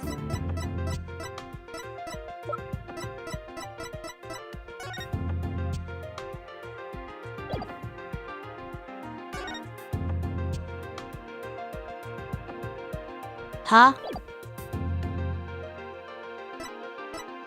Wait, I don't... What is he talking about?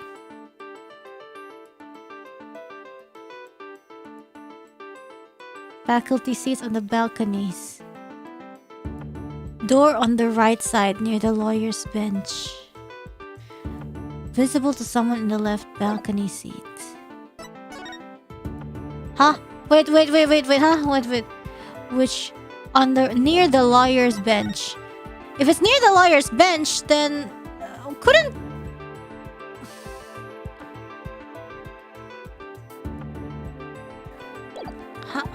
Wait, I'm just like... What? He said the left balcony was court. But it's not, right? He came on the right, so only the left balcony could see. I don't get it. It's kind of like... Why would... I'm just not getting, like, why it would be invisible towards the right side. You know? From the right... From the... yeah. Like, I know, but I'm just, like, not getting what he's saying. You know? Like, why would it matter? Take that! Oh, because of angle! So, like, I guess... Oh... Because it's too high up? Okay.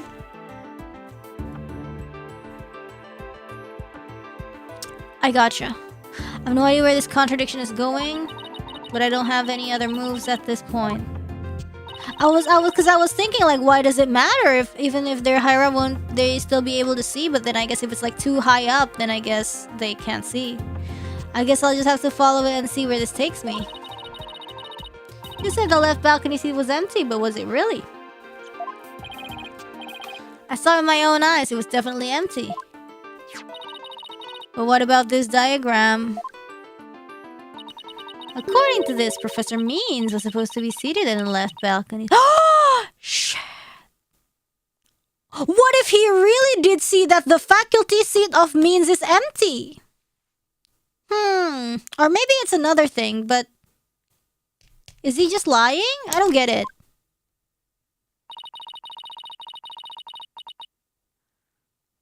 But if you left the lecture hall during his pre-trial speech, he wouldn't have been standing there in his seat dressing... Oh... Yeah!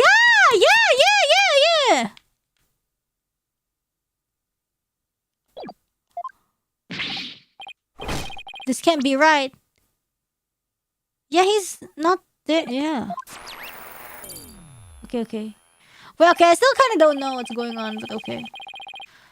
Like the diagram and shit is like a little... The wording is a little confusing for my baby English brain.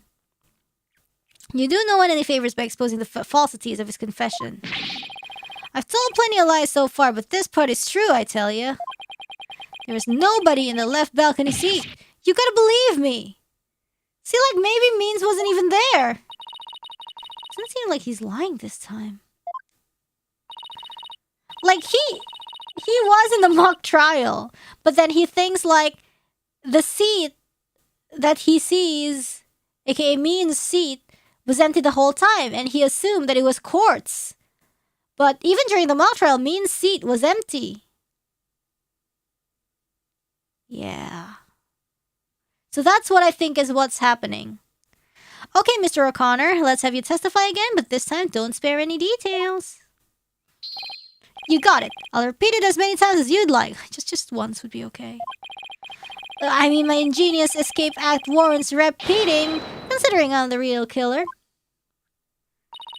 All I really care about is whether that seat was empty or not.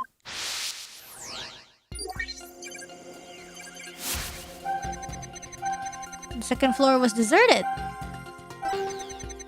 Why won't you believe me? It's true, I tell you. I went out through the back door without anyone noticing.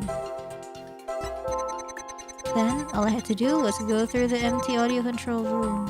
Oh, it leads into the hallway, so I was perfectly capable of moving the body. Why are you sad that it's empty? Because Junie's not there?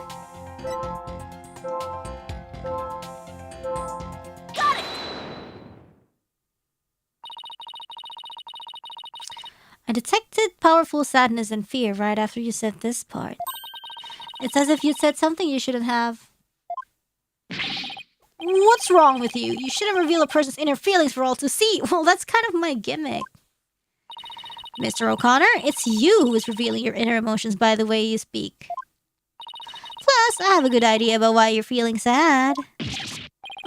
You're a horrible person. Can't you just leave me be? You said that you went through the empty audio control room. But that's not true, is it? There was someone who returned from there once Professor Means finished his speech. And that someone who was in the audio control room was... What Junie? I don't know. I know you realized there was a problem with your statement as you were saying it. That's why you felt so uneasy. If the audio control room really was empty, that would mean Miss Woods was roaming around the campus. Whoa. Mr. O'Connor, if you really want to protect Miss Woods, just tell the truth. If you believe in her, revealing the truth is the same as protecting her. Juniper's innocent. That's the truth. But in this dark age of the law, the truth can be easily twisted to serve anyone's needs. Damn! Cryptic. When the end justifies the means, your only choice is to fight back with lies. Don't make my job harder. Hugh's heart won't hold out under this battle between truth and lies. Is there something I can do to make him recant his false testimony? I fear nothing now that I have lost everything. Go ahead, Prosecutor Blackwell. Cut me down if you wish. I thought you'd never ask. With you gone, we may swiftly proceed to a verdict. Oh no. Yeah! Uh-oh. Ah! He broke out of his shackles again! I don't want to be the poor accountant down at the detention center.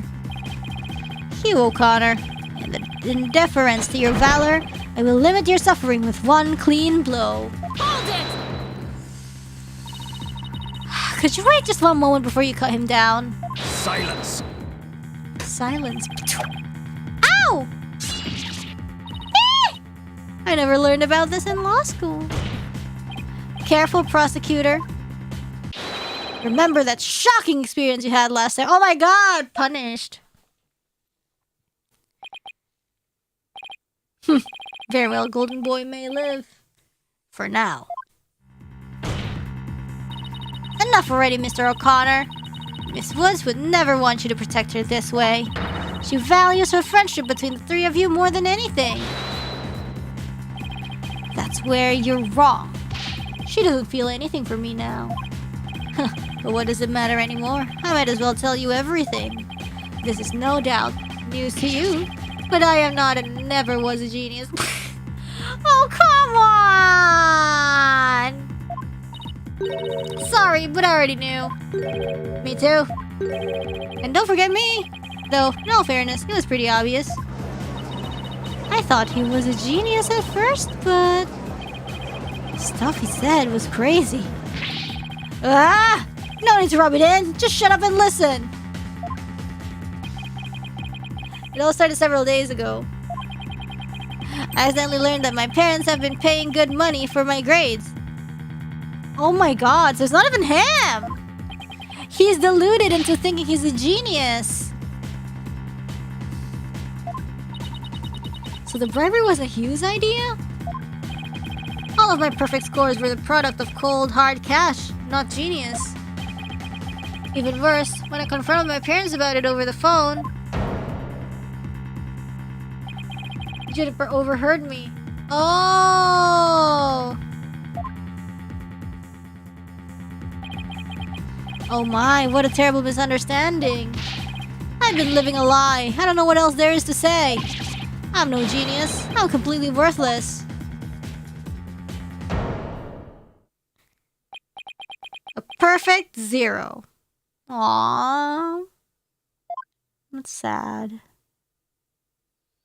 I feel like when your parents set you up, like, well, what is he supposed to do now, you know?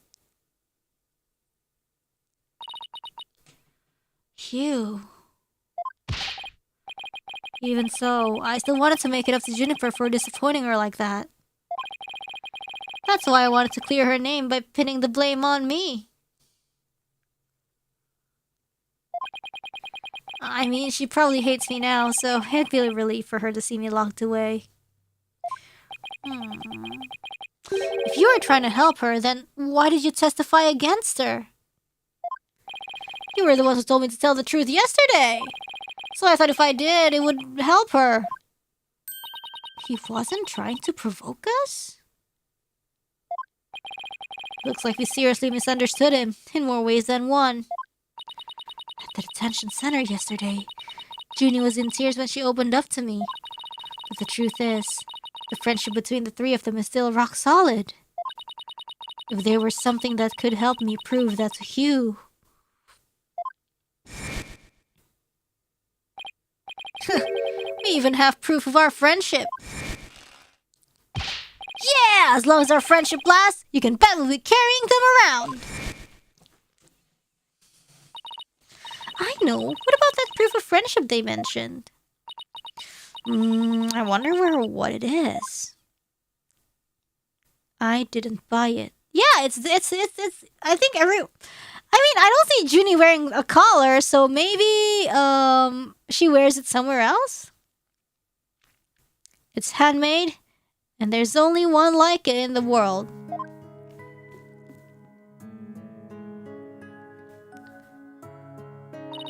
Maybe it's... No, that's definitely it. That band around his neck. Mr. O'Connor, that band around your neck, that's your proof of friendship, isn't it? Proof of friendship? Is that anything like a proof of purchase barcode? In court, evidence is everything. That's why the three friends created friendship bands. It's the evidence that proves their friendship. How very interesting. And chic! I want a proof of friendship. If they have doubts about their friendship, they can look into the proof they have on hand. Maybe she got the friendship leash? That's why Mr. O'Connor hand always goes to his neck when he's pressured. Oh, like she holds on to, oh my god, my friends. It proves he still has feelings of friendship towards the other two. Aww. What is AI summary cooking? What is it writing? Yo, what is AI summary writing? It doesn't matter if I wear it if those two do the others do.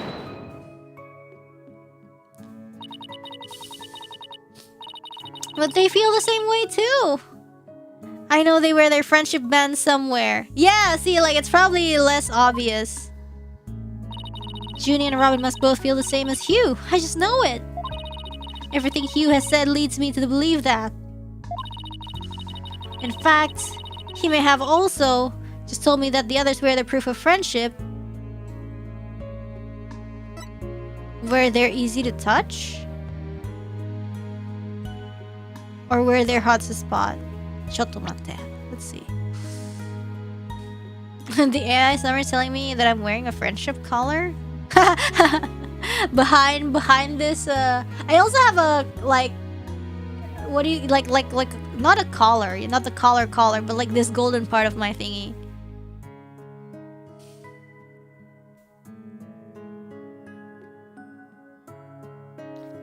Yeah, I think it might be where they're easy to touch, because Hugh always touches his. Yeah. All we have to do is think back to their testimonies. Or maybe we can... Oh my god, wait. Or maybe like... If we look at it again and we see where they're touching, then we can know. Oh, it's there! Miss Newman holds her arm when pressured. Yes. Oh. Yeah, I didn't really notice that. I didn't even notice. And then what about Junie? Oh, Junie's like a... Oh! Oh! Wow.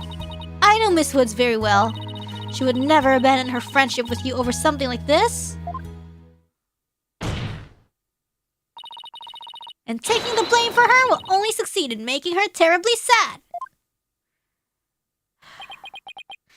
Ugh. Ugh. Ah!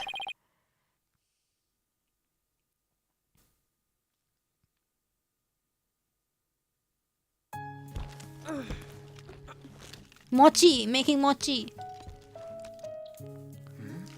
Yeah, yeah. Yeah, Robin made it. Those bands of friendship that you made, just for the three of us. That's what he sounds like? You may have forgotten about them, but not me.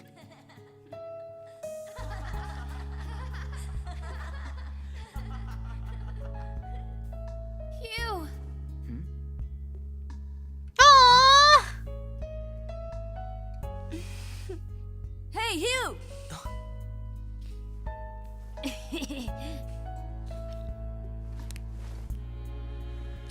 If it's clay, how do you put it? I don't know, like maybe there's like a clasp there. Aww.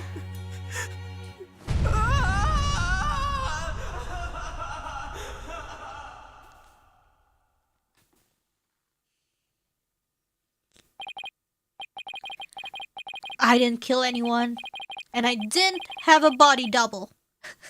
Well, I guess we've been new. I don't know. I didn't move the body. I didn't even see it, and it may look like I'm speed reading Zen and the Art of Mastering the Bar exam, but I haven't read a single word. I thought it was gonna say I was reading a comic.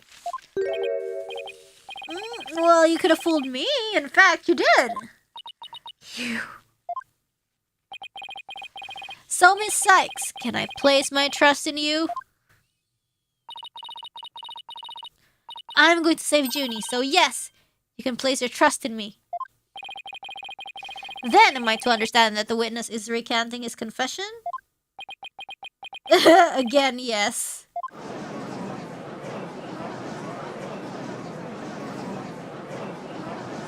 It's a huge misunderstanding. Ha! A most roundabout trial. I much prefer the turnabout variety myself. Now we are back to the fact that there was but one suspect who lacked an alibi, which is, in the end, the truth you've been seeking this entire time. So we're back to square one. Now I'm exhausted and depressed. It probably doesn't matter at this point, but I might as well update the mood matrix.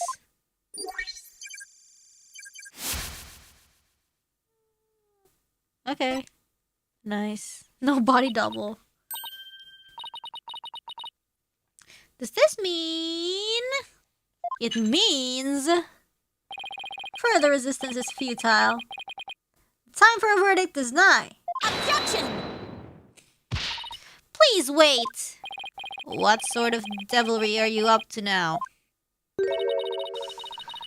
What if our client wasn't the only one without an alibi? The trial would continue, right? Well, yes, I suppose it would. But after such a thorough investigation, does such a person really exist? Yes, we found someone. It may have seemed like a major roundabout, but Mr. O'Connor's testimony has cracked this case. There's no more noise. He was telling the truth now. During the mock trial, the balcony seat opposite him was empty, which now means there is one person unaccounted for. Bye-bye! Besides Junie, the only other person without an alibi during the mock trial is... Trucy! Take that!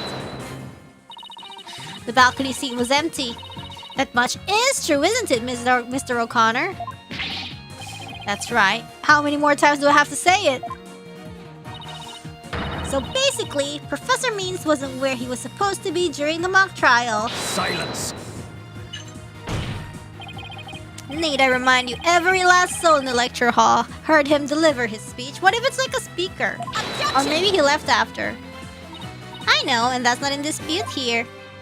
Now, let me explain how a speech could be given from an empty seat. It was... pre-recorded.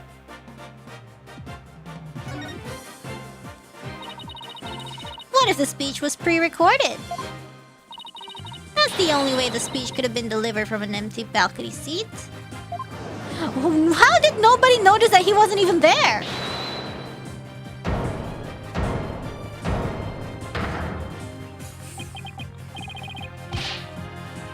Wait, are you accusing Professor Means? That's insane! I mean, he's the one who gave me the tape recorder. Oh! Because, shoot, ちょっと待ってな. See, it, like, there was something like overdub or something. Does that matter?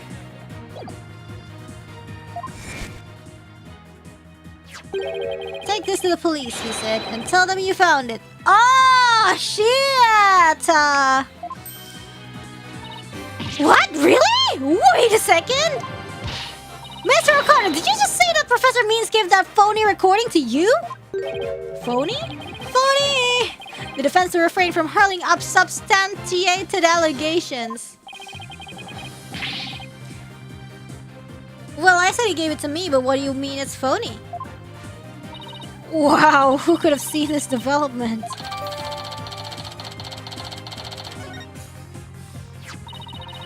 The voice shouting, "You're Connor," as recorded on this tape, was dubbed into it using a line our client said in the mock trial video.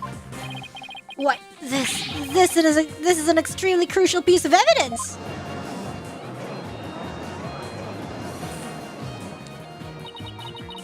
I love how she's like super frowny. Professor Means gave Hugh the phony tape. That's really true, but Professor Means has guilt written all over him. Your Honor, the defense moves to call Professor Aristotle Means to the stand. Silence. Huh, the seat was never empty. It has been oversight by our Dullard of a witness. An inmate who was formerly a surgeon once told me something. He said it's often all too easy to overlook critical symptoms of what, insanity? Well, we're not going to overlook this oversight.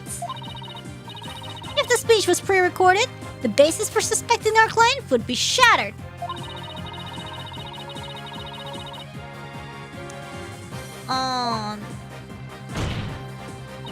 A verdict without first looking into that would be inconceivable. That's enough, both of you. Now here's my opinion on the matter. While a surgeon overlooking critical symptoms is a problem, a witness's oversight, too, must not be overlooked. Thus, as to the matter of whether Professor Means was or was not in its faculty seat, I believe we must ask the professor himself. Oh! I agree. Professor Means should be here in the gallery today. Is he? Huh. Do as you please. The burb is so cute. I like him.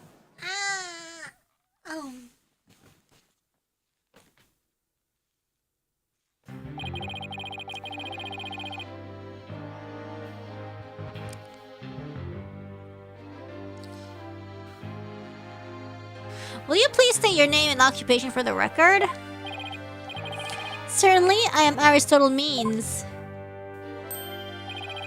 I teach a lawyer course at the Themis Legal Academy, and let me add that while I welcome any opportunity to assist with the trial, I don't care for this undue suspicion. Don't worry, Professor. We're just interested in the mock trial video right now. We just need to take another look at that speech you gave. Can we count on your cooperation in this? Very well, if that's all you're interested in. Please proceed, Miss Sykes. We need to find some sort of evidence that shows the speech was pre-recorded.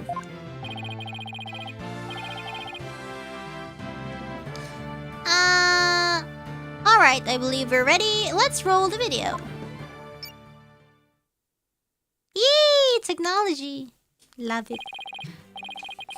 Good afternoon. I would like to start by thanking you for coming here today. The mock trial, the crown jewel event of the school festival, will begin shortly. When I was a student, I too could hardly wait for this day to come. No, I'd forgotten how long and boring his speech was.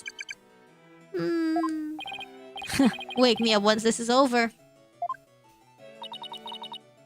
Hey, no fair! The experiences of our youth have a powerful and profound effect on our adults. Ah, you there, wake up, pay attention. He knows it's gonna be boring. He pre-planned this fake interaction. Huh? I'm awake. Isn't that right, Your Honor? Huh? What? I'm awake too. Wide awake, see?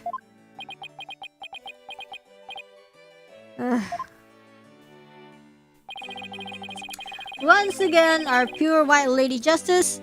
Oh, damn! That's how we know That's how I know it's a pre-recorded, because that's not white. The Lady Justice is yellow.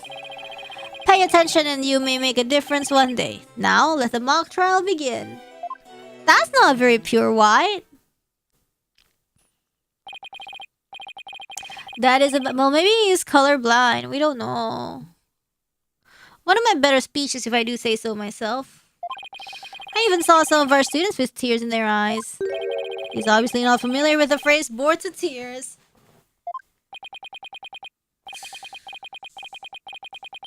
No one noticed because they were all bored to sleep. Taka will feast on your tongue after I cut it out. If you have subjected me to this epic study in tedium without purpose. Oh my god, he hates it. Yeah! But you were asleep the whole time? Well, Miss Sykes, did you notice anything strange about that speech? Yes. Could I please hear that last part again? Yeah, see, our pure white Lady Justice will be watching. Hold it! There! I finally found what we needed. Professor Means, I have only one question about your speech. Why does that last part we just heard contradict with this?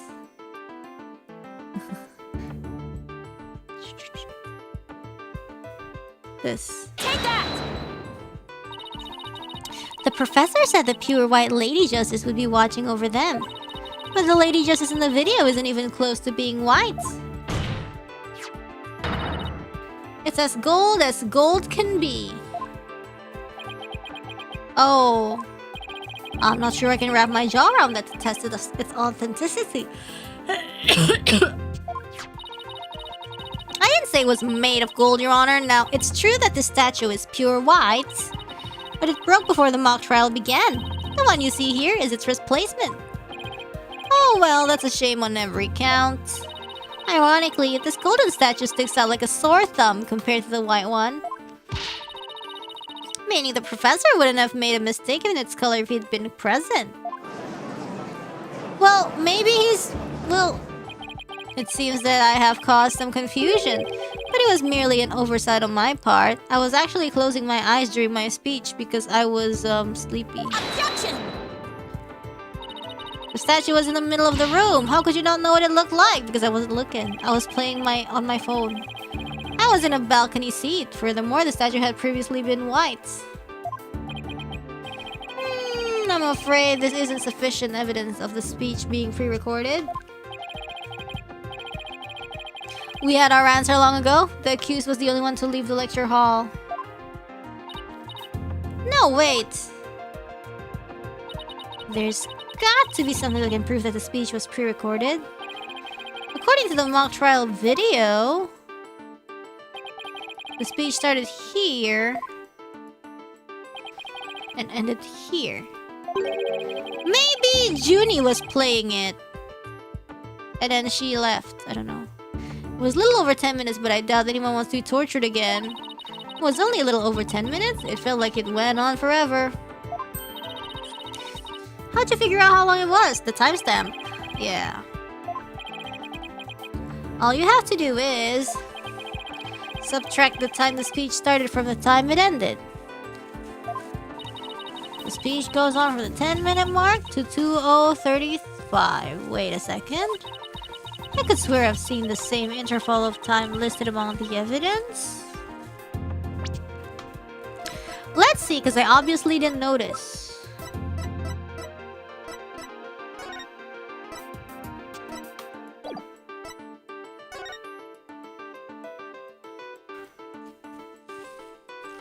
The tape has about 10 minutes 35 seconds of noise requiring further testing. Yes, of course. Maybe there's a way for me to use the speech to show that it was pre-recorded. Take that! I would like the court to take a look at this. And this is the voice print analysis that proves the voice on the tape recorder belongs to our client. Yes, but then we just established the voice on the tape recorder was a fabrication. We did, but what I'd like to focus on is the noise that is also there. Noise? Yes, the defense believes it resulted when the tape's previous recording was erased. This is too analog for me. Huh, and what do you hope to prove by that? And I've never used a cassette tape recorder before in my entire life.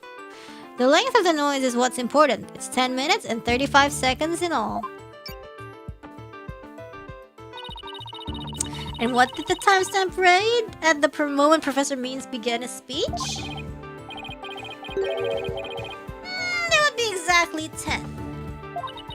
They're fun, yeah, but I just never had a chance to. Now let's fast forward this long-winded exercise in boredom to the end. Okay, stop. The video timestamp now reads 22:35. I've never used a VCR recorder either.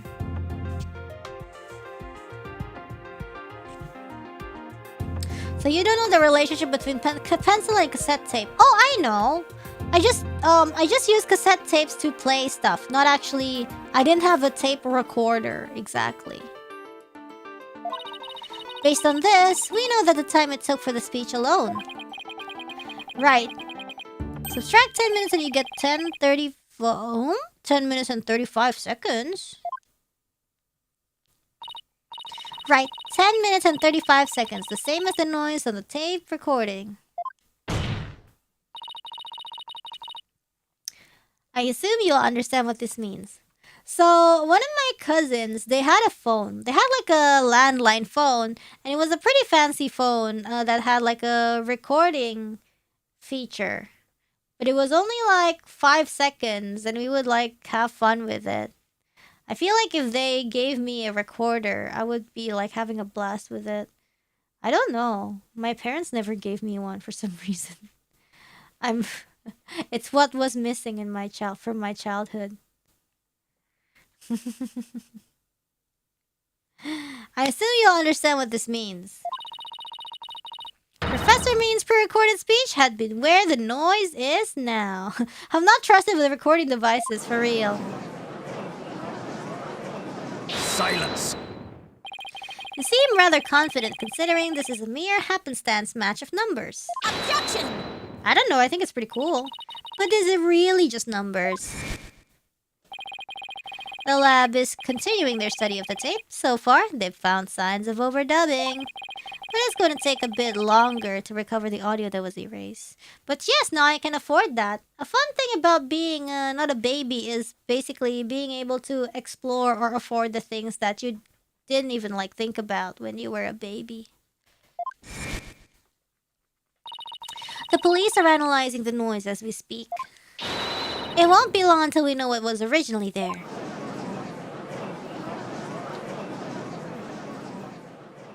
Grrr! Now I'm sure of it. The professor was trying to create an alibi with the recording by pinning the crime on Junie. Well, he's not gonna get away with it. Not on my watch. Miss Sykes?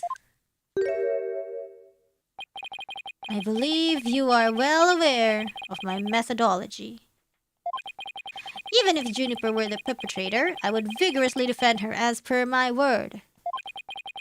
And to that purpose, I offered to be her lawyer. Alas, look what's happened. All I've stated are obvious deductions derived from evidence and testimony. Truth be told, I had no intention of testifying. I had been keeping quiet for Juniper's sake. But now that you cast this blame upon me, I have no choice but to reveal the truth. Damn scary. Widget is just like the goofy Widget smile. Uh-oh, this doesn't sound good. I will now reveal the truth behind why I had to pre-record my speech before the mock trial.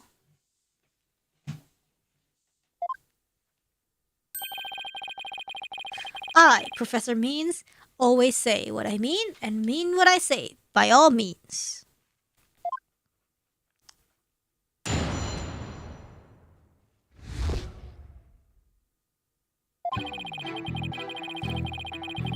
I want to speak like him. The defendant came to me with what he said was very important and by necessity secret.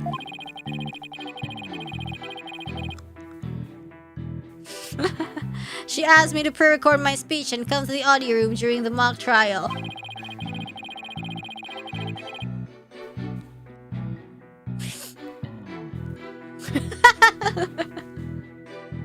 Juniper confessed to the murder and asked that I get her declared innocent in court.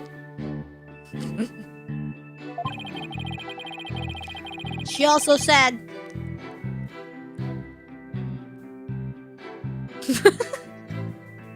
She also said I'd become an accomplice after losing my alibi due to the pre-recording. But when I said I would protect Juniper, I meant it because it's the humane thing to do.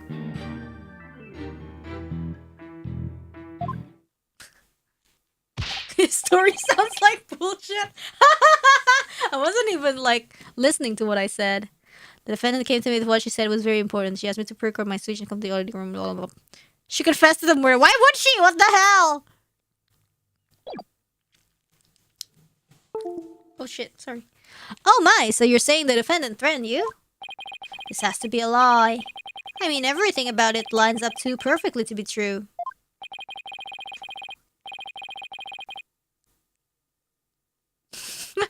On this most consequential of occasions, let me be completely frank with you.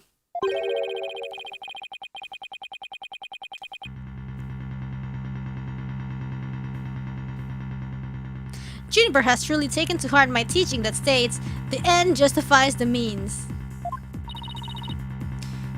I don't believe you!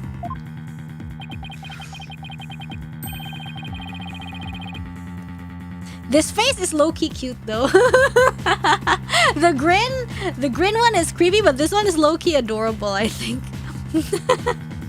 When she asked me to defend her, she said I must also prove her two friends innocent.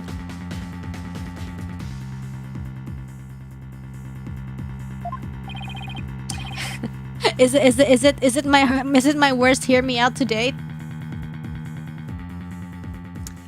Her two friends, the witnesses? It's like an angry tiny dog, you know. Correct. Correct. Hugh O'Connor and Robin Newman. I was to ensure all three walked free. Not the worst, but up there for sure. All three were to achieve their dream. That was the result Juniper was seeking. What was the... I don't even... You know. Does this mean Reine likes cute old man who looks like a statue?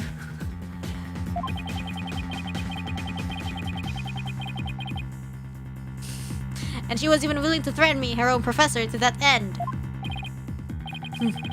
You no doubt had high praise for her ruthless tactics. Yes, well, that is why I vowed to vigorously defend her despite her threatening me. There was a time when lawyers merely sought the truth if they wished for victory in court. Whoa. But alas, those days are over.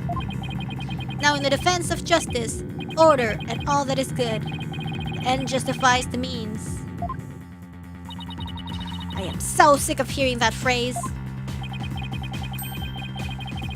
Though it truly grieves me so, I must tell you this. Forsake the truth if it's victory you seek. Steel yourself for this new courtroom reality. That does it! He's gonna regret dragging those dismal, depressing ideas in here. Since he's already surrendered to the dark age of the law, it's up to me to fight it.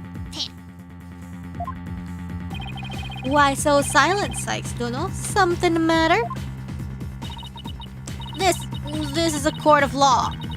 It's no place for long-winded talks about idealistic principles. That's why I'm going to let the evidence do the talking. I mean, I feel like if I like angle it a little... no, teethy grin is only possible in 3D Reine, I think. That's why I'm going to let the evidence do the talking.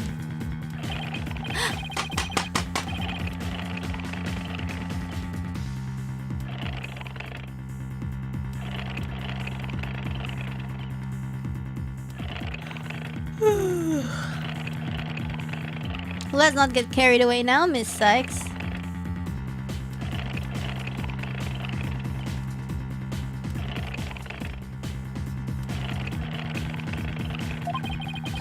It will not do to have you attempting to discredit my doctrine.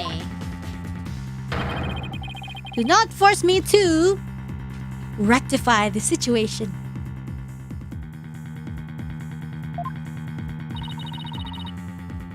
No, go ahead and rectify it. Only if I lose and you win, that is. Okay. You can't see it, but my hand is like always copying his the okay sign. The defendant came to me with what she said was very important by necessity secret. She asked me to record my speech and come to the audio room during the mock trial. Juniper confessed to the murder and asked that I get her declared innocent in court. She also said I'd become an accomplice after losing my alibi due to the pre-recording. But when I said I would protect Juniper, I meant it because it's the humane thing to do. What the frick, bro? Hold it! I doubt our client would have come to you with something like that. You have a point there. If only Professor Cord had been alive, I suspect Juniper would have gone to her instead. So our client came to talk to you after Professor Cord was dead. Let's go through this step by step, shall we? First, Juniper came to me that day. Hold it! Are you suggesting it was our client who told you to fake an alibi? You have every reason to be surprised. I too was shocked when she told me that. Simply put, Juniper has a secret that she wished to protect that badly. Is he kidding me? That lie couldn't be further from the truth. The problem is, how am I gonna expose it? It was an earnest request from an outstanding student. How could I possibly have refused? Maybe because if he had morals? Juniper confessed to the murder. Hold it! Did you consider that a threat? Yes, but it's now you to whom she has passed her demands on to. Miss Sykes, you must realize that you two are being used by Juniper. Used? What? Your Honor, I ask that you two do not let her feigned weakness and innocence fool you. Juniper Woods is quite clever and extremely tough. And perhaps most important of all, she is a fervent follower of my teachings. You wish. Objection! Your Honor, the witness's testimony is nothing but an attack on our client's character. Very well, objection sustained. So be it. Nevertheless, the fact that she threatened me is immutable. Hold it! How could you overlook such a threat? As a teacher, it's your duty to discipline students. Yeah, she needs to be disciplined. Yes, well, perhaps I do have some serious reflection to do on this matter. I suppose it was just wishful thinking on my part. I wanted to believe that Juniper hadn't actually committed murder and that she hadn't meant to threaten me. Oh, really? Please do explain. Long had I waited for a student who would embody my teachings. Does the witness realize what he is saying? Surely you must see the true meaning in my words. I am merely staying true to what I teach, and my methods are but a reflection of the times. Oh wow, his way of thinking is really warped, but I haven't heard any inconsistencies yet. I wouldn't be so sure. Really? The more he tries to avoid logical inconsistencies in his testimony, the more likely we'll see inconsistencies between his actions and words. It is a dark age in which we live, and there is much I would like to say on the matter. Hold it! You are trying to protect our client? Yeah, right. He'll say anything to pin the blame on Junie. What a frightful look. I would ask that you not glare at me so. There's no way he would protect Juniper because he was the one who handed Hugh the tape. I have nothing but admiration for how Juniper was willing to go as far as to threaten me. That is why I am protecting her by any means possible. She has been a model student. Liar! You're trying to pin the blame on her. How am I going to show that what he's saying isn't what he's really thinking? You cannot possibly overturn my claims, so isn't it about time you admit defeat? After all, if my unassailable logic is not truth, then what is? If he thinks I'm gonna give in to his pack of lies, he's got another thing coming. I'm gonna find a hole in his story if it's the last thing I do. Even though he's rotten to the core, he's a total pro. I mean, that all made perfect sense. Yeah, but you can't believe a word he says. He's making this up as he goes along. He'll trip up on his own words yet. Time to see how consistently the professor's testimony matches up with his actual actions.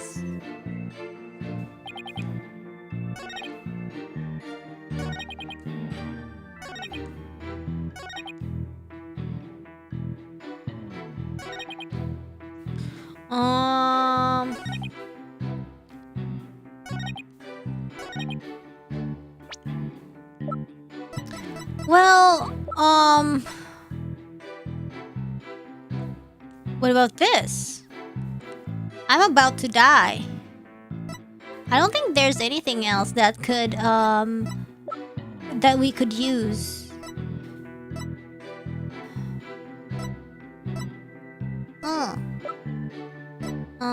Objection! So let me get this straight. You were trying to help Miss Woods? Ha! That's nothing more than a bald-faced lie. No offense, Your Honor. Such defamation of my character and your hair follicles, Your Honor. It is an outrage. Miss Sykes will clarify her statement, but leave my hair follicles out of it this time. Yes, of course, Your Honor. Now, please take a look at this. The witness gave this tape to Mr. O'Connor. He slyly whispered, "Take this to the police and tell them you found it." There was no whispering, slyly or otherwise, involved. I simply did that out of kindness. Objection! The tape contained our client's voice. In short, it is incredibly damaging evidence. Why would it even exist if the witness wasn't trying to pin the murder on our client?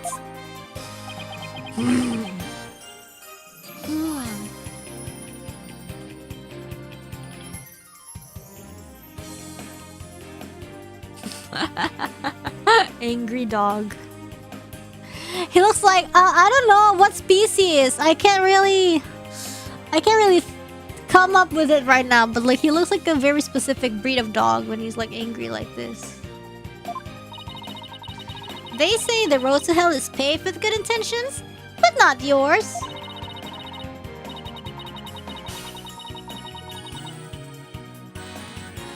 A little bit like a pug, maybe. You never had good intentions, only lies to protect yourself while blaming another. You, Professor, are the embodiment of a dark age of the law.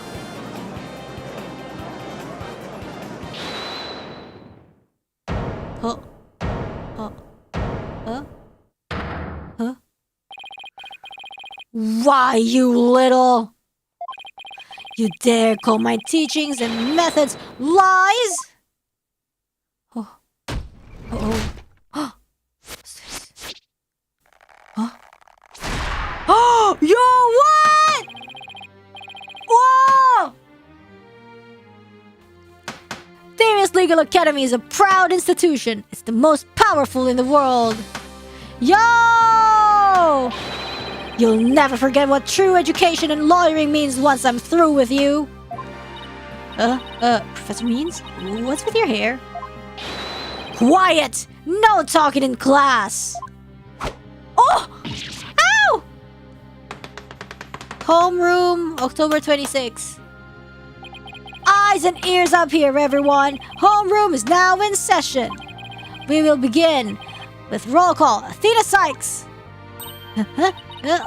Here? Apollo Justice. I'm fine. I mean here. Fool! The proper response is here without any extraneous information. Ouch! I mean here. Next, Your Honor. Here. See, class? That's the proper way to answer. Simon Blackquill. Oh, baby. Oh my god, look at him. Oh, baby. And he's smiling. He's smiling at the baby. Oh, look at that. It's so cute. He's smiling, looking at the baby lovingly. Aww. It's cute. They're besties. Cute. I said, Simon Blackquill, are you here or not? There's always one, isn't there? Well then, I'll just mark you absent. Now get out of my class this instant.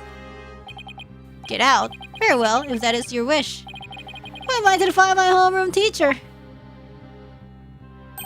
Is that such a good idea? Prosecutor Blackquill is free of his shackles. Ah! Oh no, disatrum. Ha ha ha ha! It just so happens I was a member of my high school's disciplinary committee.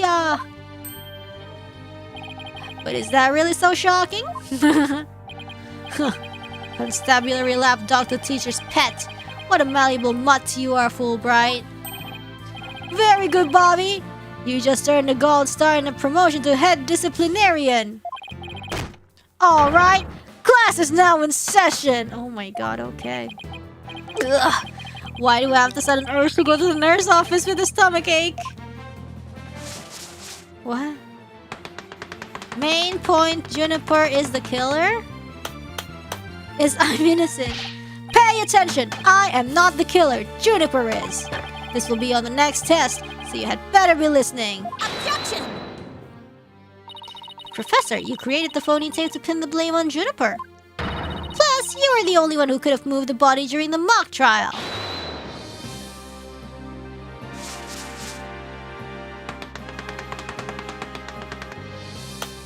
Please note I was not at school. Athena, you disappoint me so. To think you would label me a murderer. Now pay attention. The murder occurred on the 23rd between 6 and 8 p.m. No, you were in school, you stupid. Look, he's in school. He's in school. But I was already at home by that time. So how could I have been involved in this crime? Objection! Professor Means, can you really prove you had already gone home by that time? Can you prove that I was still at school? No, I can't. Yes, you can. So you admit it. Well, you just earned extra credit for your honesty. I love this style too. But you have also earned yourself lavatory cleaning duties until you graduate. Oh no, not until I graduate. I do enough of that at the office.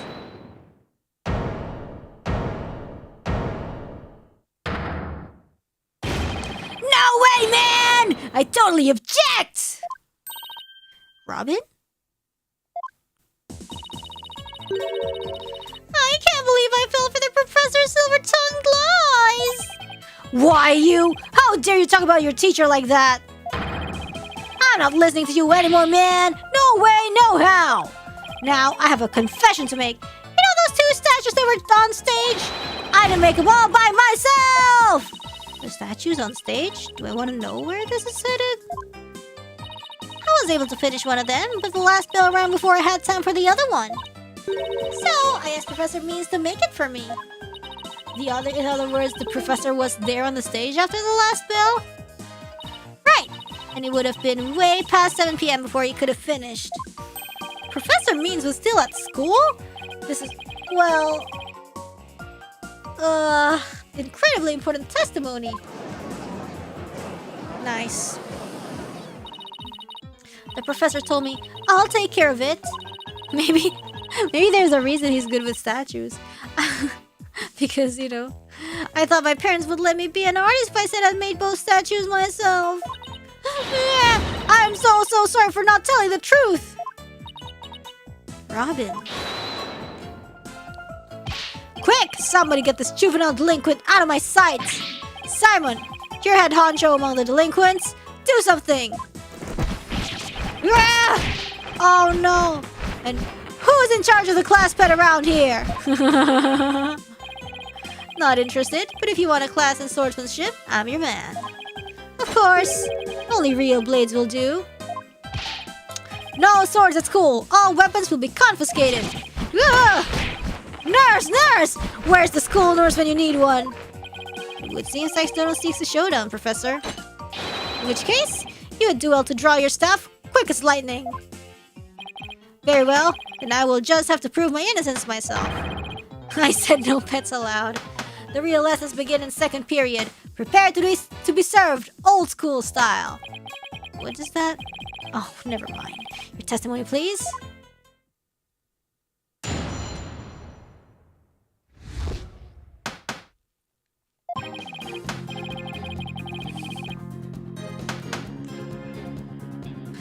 Nah, he now moves differently. I can't copy him anymore. Now pay attention. Robin took over half a day to complete one statue. I, however, finished most of the other statues between 7 and 8:30 p.m. The defendant Juniper saw the two statues with their own eyes at 8:30 p.m. Completing a statue so quickly meant I could not leave the stage for a single second.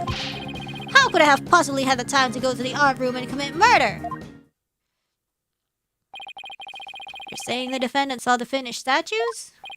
Precisely. She said so herself at the detention center yesterday. Her defense team was there and heard her say so too. Don't try to deny it now.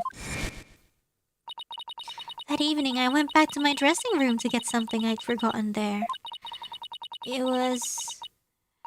well, after the last bell rang, I'd say maybe around 8:30. That's when I noticed that both stage statues were finished. They were quite large and they were each covered with a white sheet, but I could tell.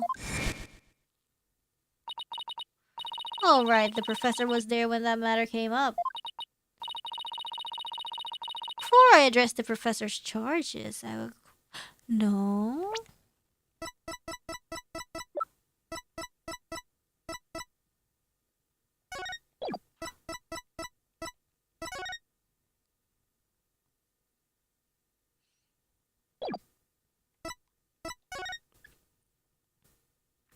Did he really finish the Phoenix Wright statue?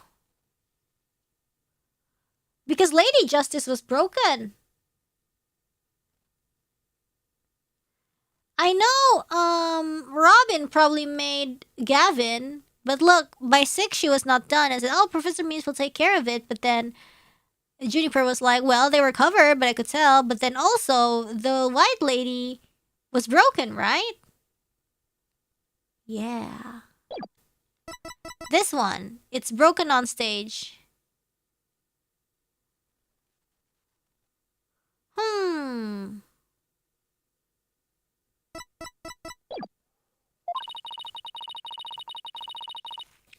I don't know, let's see. How hard would it be to complete a statue like that in 1.5 hours?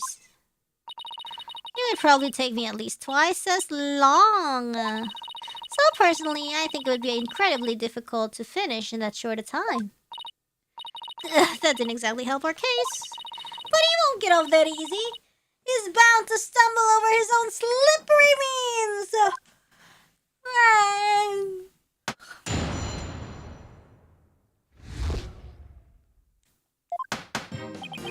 Oh my god, my HP.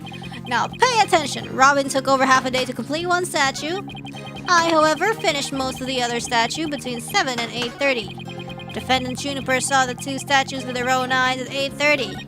Completing a statue so quickly meant I could not leave the stage for a single second. How could I have possibly had the time to go to the art room and commit murder? What's the plan? All I can think of is pressing him like crazy. That's all I can think of too. We'll just have to seek out a hole to exploit. A hole to exploit? In the courtroom? Hold it! Miss Ewan took over half a day? Can you please be a little more precise than that? What a wonderful question. She was having quite a tough time, you see. Prosecutor Gavin's statue alone took her from the morning hours into the evening. Well, it is a rather large statue after all. Don't be silly.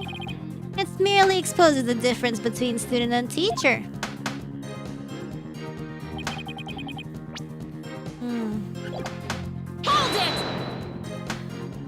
Most of the other statue? What exactly does that mean? Robin created the basic outline of Mr. Wright's statue before the last bell rang. I, in turn, complete the rest of it.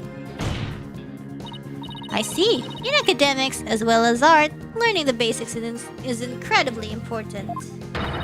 In short, you skipped the most important part of the statue making, didn't you? Ow! Why, you insolent little... It is the practical applications built upon the basics that take so much time. Professors such as I mastered the basics a long time ago.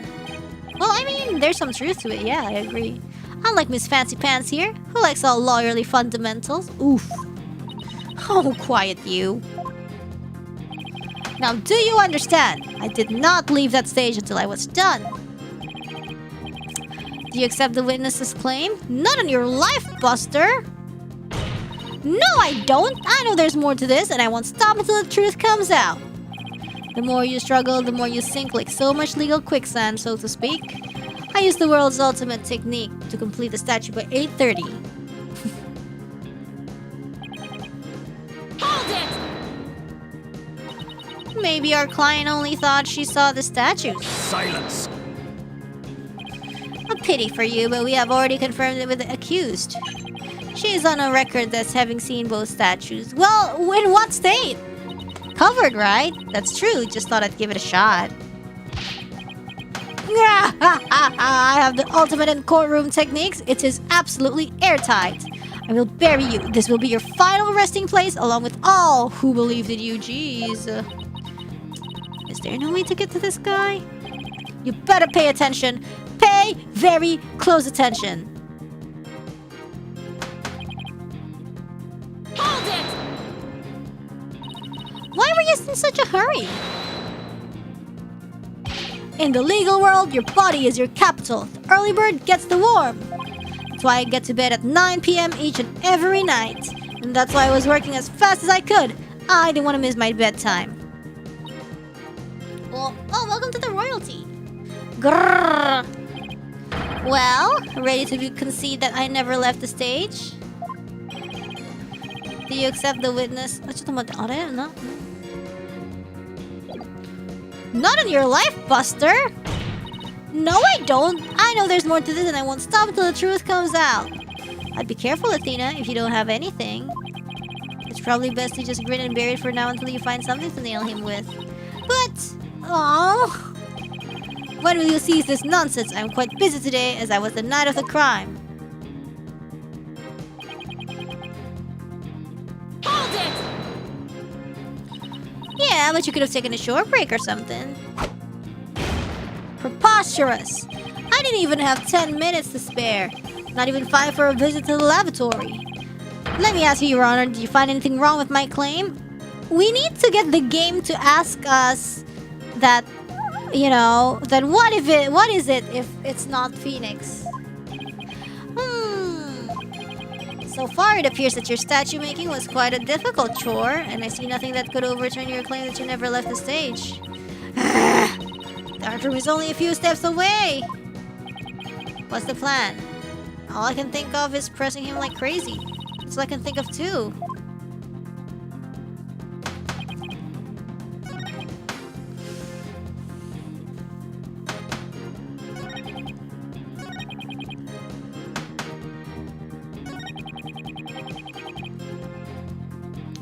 I don't think the game specifically told us to press. Hold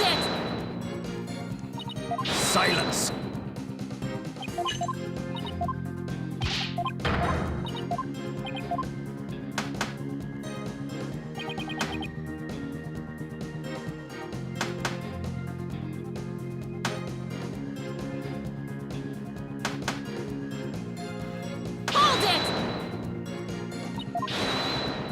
Like, maybe we can agree, but that's if we assume he completed the he completed the statue. Yeah.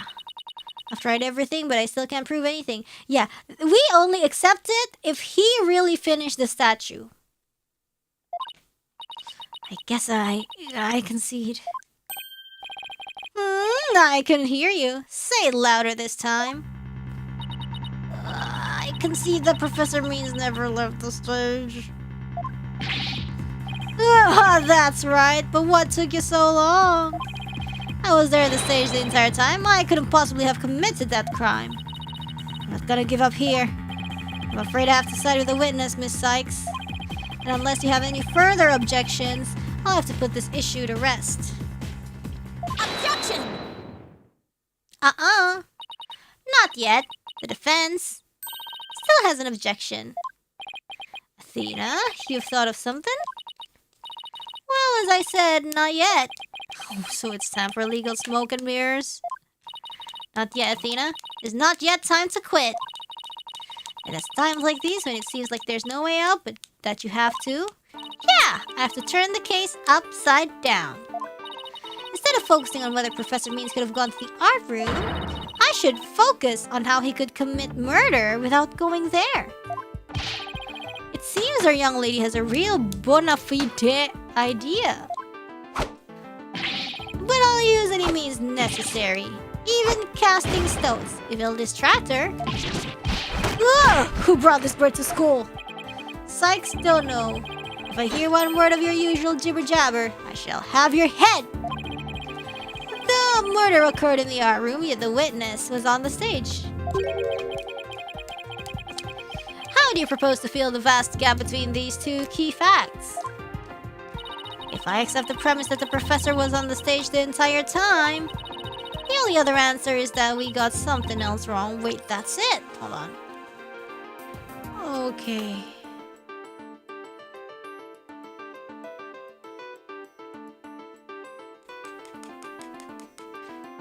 Okay. Every last one of us made a huge mistake. We were totally wrong about the crime scene. If Professor Means was on the stage the entire time, then he must be the killer. Ridiculous! The defense has become utterly incoherent. Objection! No, it's just the murder wasn't committed where we thought it was. Continue Sykes Dono. Okay, the murder was actually committed here, in the waiting room. Take that! The greatest riddle of this case has been how the body was moved to the art room. But if the murder occurred on the stage, that means the body was never moved at all. The fuck?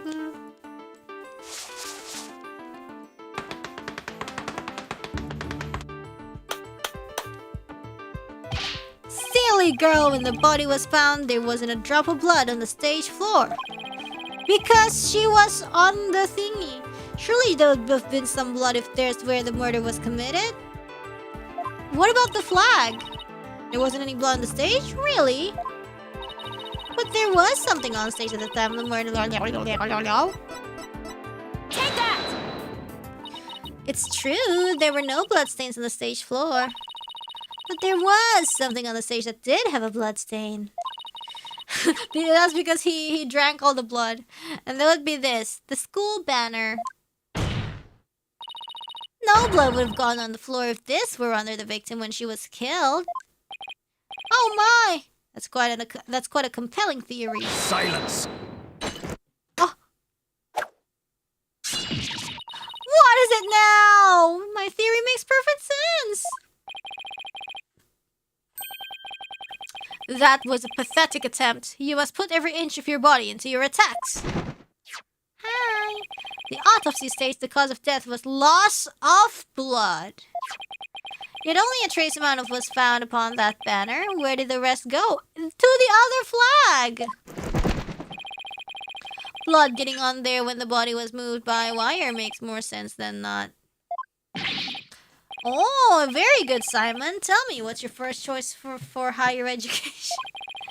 I'll write you the ultimate in recommendation letters. You're all but guaranteed to get in. Objection! Yeah, lots of blood because he slurped it all away with a straw. Actually, the defense has something to explain that as well. You do? If there was only a trace amount of blood in the school banner, then there must have been something else that the killer used to soak up the blood. All I have to do is figure out what. This was what soaked up most of the victim's blood. Hold on. It was the Gaffiner's flag. It was it was him. What absorbed the victim's blood? It was him.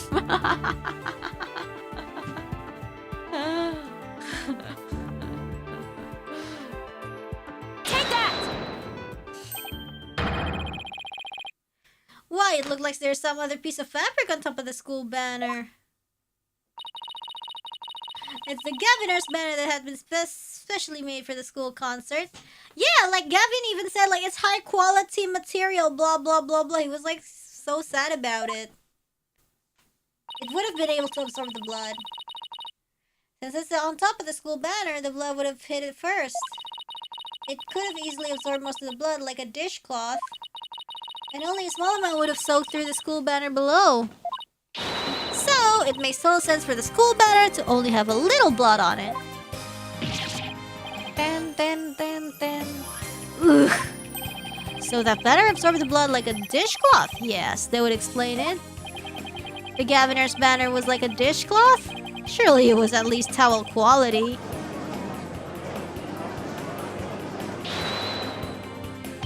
Simon, don't just stand there, do something! Silence! Sykes, Dono, you are learning to wield the blade quite well. But how will you respond when I come splashing at you like this? The remnant of a large blood stain was detected in the art room. But why would there be blood there if the murder occurred on stage as you claim? Objection! The blood stain in the art room was faked. How? I'll tell you how. All that was needed was something that could transport the blood upstairs. And that something was the piece of evidence we've just finished discussing. The killer used this to bring the victim's blood up the art... Up? Some bullshit! Is it this? Take that! This is so... To think you'd stoop so low as to present mere garbage to this court. Won't it be like dripping? It's only garbage because someone tried to destroy it by tossing it in the incinerator. That someone was most likely the killer seeking to get rid of crucial evidence. Maybe it's such good quality that it's absorbent, and then he paras, you know, he like squeeze and then the blood comes out. The killer used the wire to bring the blood-soaked Governor's banner to the... Ew, disgusting. Then the blood was wiped onto the floor to complete the ruse. What the fuck?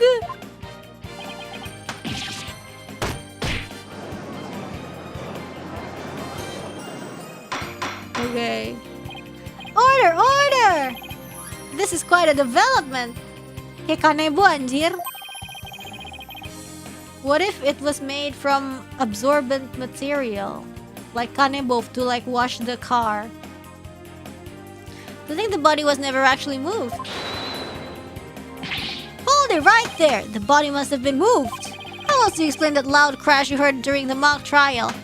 Oh! Well, maybe that was the...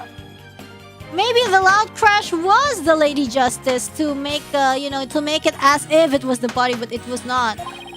If it wasn't caused by the body crashing into the statues, then what was it? I hadn't thought of that. If that loud crash wasn't the body hitting the statues, then what was it indeed? The not in school banner shows that something was carried along the wire in it. So if that's true, I know what I have to find. Something that was in the art room before the murder, and then on the stage after. The object that was sent down the wire to crash in the statues was... Take that! Ugh, that statue! Yes, I believe it was this statue that broke the other two, not Professor Court's body. The unique statue you see on the right, that's the pure white Lady Justice from earlier. Professor Court accidentally broke it while she was polishing it the day before the mock trial, so she remixed it. But she used her own unique artistic sense and technique to repair it, as you see here. Nobody would have guessed that it was originally Lady Justice. Silence! Perhaps you are onto something. Why, pray tell, would anyone move that scrap heap relic in such a tedious manner? Excellent question, Simon. Keep them coming. Yopi, right? Hello, Yopi. You know why? But the fact that you won't acknowledge it shows how twisted you are. Lady Justice was moved during the mock trial. During that time, Professor Means was fabricating an alibi with his pre-recorded speech. What happens if there's an Yofi raid? If we consider the fact that Lady Justice was moved in order to point us to the body or interrupt the mock trial, which is it? Point us to the body, I guess.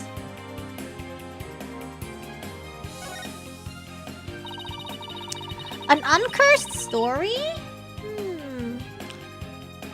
Professor Means used his pre-recorded speech to fake an alibi during the mock trial. Light up, my brothers! He wanted to... Oh yeah, Euphoria. You guys have to tell Eofi that I made an original character basically for the continuation of Eofi and Reine Platypus story. So next time we can draw again. We can draw more. He wanted to make it look like he couldn't possibly have moved the body. Speaking of original characters, tomorrow morning we do have a stream. Moving Lady Justice was his way of pointing us to the body and cementing his alibi.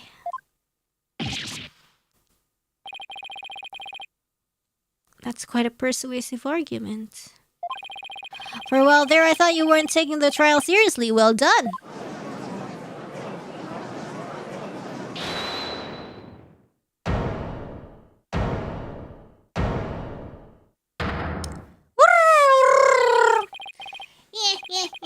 He should never underestimate me. Athena Sykes. Professor Means always means what he says and says what he means by all means. Fine then, say it already. I'm waiting.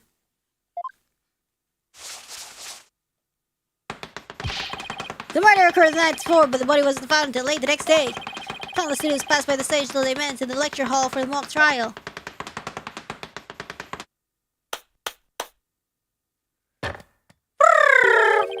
So answer me this. Why did anyone see the body that entire time? Because it was blocked by the middle thingy. Gimana sih? That can be explained by if the victim was murdered on the stage and left there, the body would inevitably have been discovered. And of course, there was nowhere to hide a body upon that stage. Yeah, bisa aja. This is not good, Athena. Our claim is this close to being beaten to a pulp. I know, but we've come so far. Consider yourself schooled. I could have possibly killed anyone. Ow. The killer is none other than Jennifer Woods. It always has been and it will always be. Ugh. Just wait a minute. No. Poor Juniper. She must seriously regret having asked you to defend her. Ugh. And to add insult to injury, you nearly had Hugh convicted for murder. Surely you haven't forgotten that little fiasco. Ah! Widget is sad. Athena Sykes' attorney badge is just for show. Oh god. Not only did you fail to defend your client, you also raised false charges against her friend. You have no right to call yourself a lawyer. Oh, don't point at me like that. It's the mind games. Don't be fooled, Athena. Ah!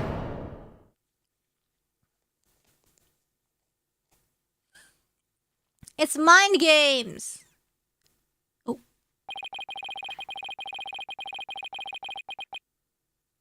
But if this trial proceeds in the same manner and ends in the same way as the mock trial...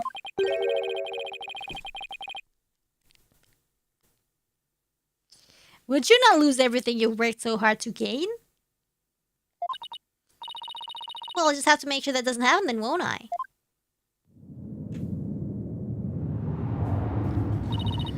Don't tell me I've failed once again. Once again? Failed to save someone near and dear to me. I've worked so hard to become a lawyer and even studied psychology. Has it all been for naught? Am I just doomed to relive that all over again? Oh my god. Baby. No! Why widget? Soul gem. Rip soul gem.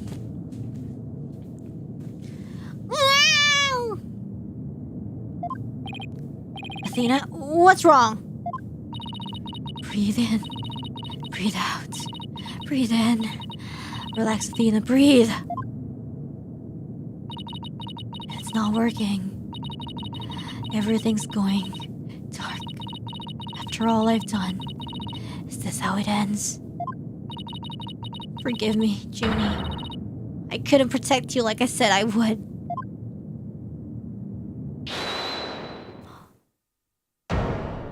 Oh. You leave Athena alone, man! She's the one who saved me! It was because of Athena that I could stop hiding and start living my life as a girl again. And she saved the friendship between you, Juniper, and I. I think you're an awesome lawyer, Athena. One of the best. But I raised false charges against you. And that's not all. I've done some seriously unforgivable things.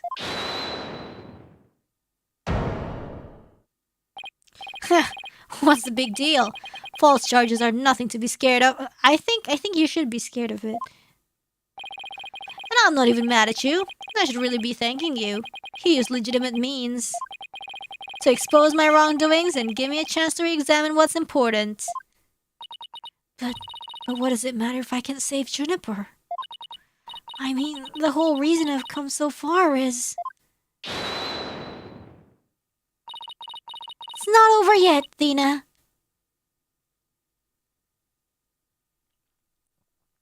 Okay. Even now, at this very moment, I still believe in you. Junie. I know you better than most people, Athena. And I know you'd never surrender to the dark age of the law like the professor did. Oh. Never back down. Thank you, Junie, but I feel like I can barely breathe. I don't know what to do. Silence!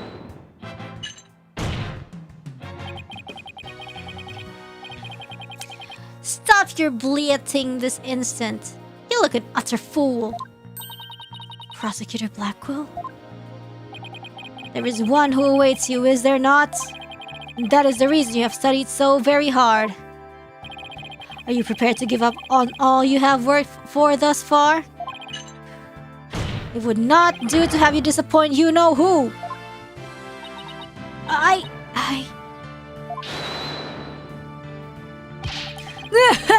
You're wasting your time. You have nothing on me. No evidence or anything else to establish my guilt. You are helpless before the might of lawyers for whom the ends justifies the means. Objection!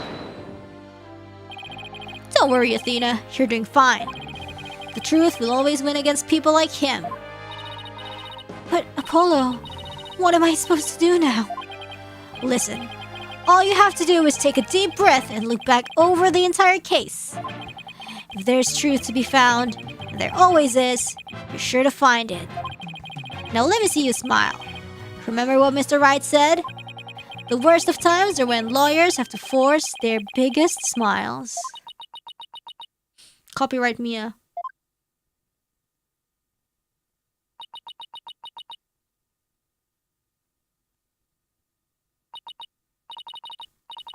Thanks, everyone.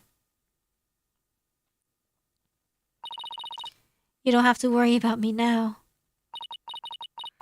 The worst of times are when lawyers have to force their biggest smiles. Copyright Diego, I guess. I'm pretty sure she can't sue. Athena Size is psyched and ready to rock. Prepare for your utter defeat. Oh my god. Brain blast. Professor Court wasn't killed in the art room. She was killed right where her body was found. We know because there wasn't any time to move the body there from somewhere else. That means the body had to have been hidden somewhere on stage until it was found. Let's think along these lines and see where it takes us. First up, when did Professor Means remove the body from its hiding place? What was he doing right before the body was discovered? He was using the span of time his fake alibi created to move the body to where it would be more easily spotted. Therefore, the only time Professor Means could have removed the body is... Wait, so is it before or during? Sorry, this is like a language thing.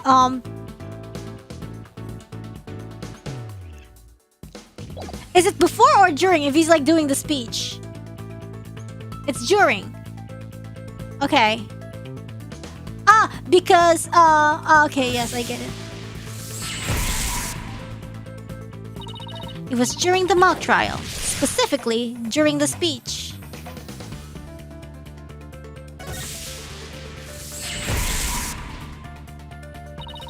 Professor Means moved the body to an easily seen location during his long pre-recorded speech.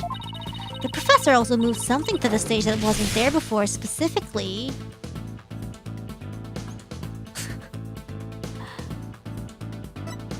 What? The white statue? To break? During the mock trial, Professor Means wrapped the White Lady Justice in a school banner and sent it zipping down to the stage. The crash, killing 2 birds with 1 stone. He drew attention to the body and made it look like the murder occurred in the art room. But was there anywhere to hide the body on the stage? Yes. It doesn't seem likely. No, there had to be someplace. Wait a second. How about something that should have been finished but was mostly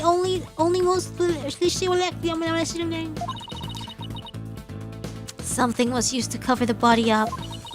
But it didn't draw undue attention because it looked like it belonged there on stage. In that way, no one would suspect there was a body hidden. Oh, are you serious?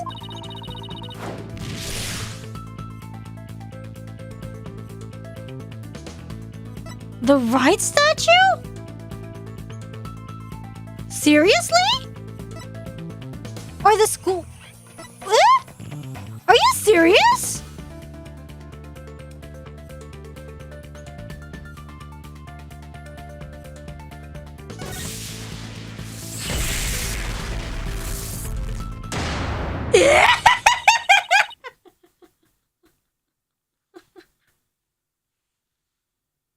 It wasn't even Lady... Oh my god, that's so nasty!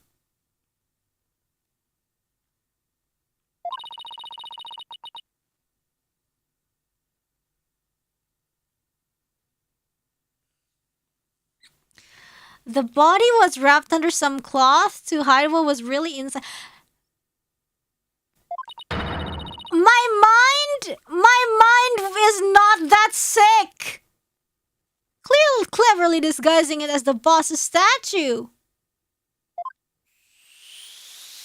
I knew he never finished the statue, but I thought it was like Lady Justice or something or whatever.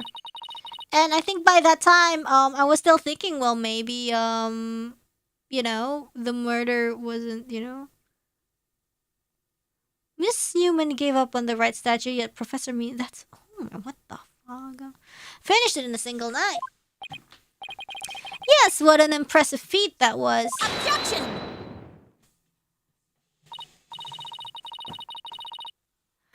Yeah. The court was in the right. No, his so-called work of art deserves none of our praise. That's because it was only a facade to hide his real work. The murder of Professor Court. Well, again, I'm afraid I don't follow. Yeah, I was like, I thought like the rope marks were from the transport and she was tied up and blah blah blah, you know? He hid the body by making it look like the statue of Mr. Wright. The fuck? With the body wrapped under a piece of cloth? But how does he position it? But how does he position it? with the body wrapped under a piece of cloth. It looks just... That's so sick. I mean, like, sick in like a negative way, not awesome. What? Now this is getting interesting.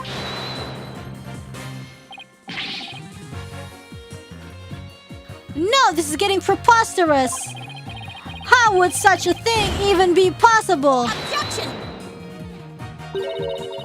We'll never know until we try.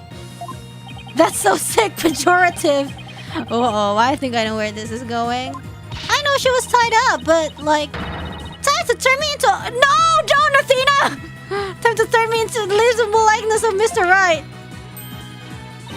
I'm going to pose like the statue, like so. Oh no. And what? Ah! Oh, what the and now I want you to wrap me up in a cloth so that oh my god. If you insist. I hate to ask the obvious, but where am I supposed to get this magical cloth?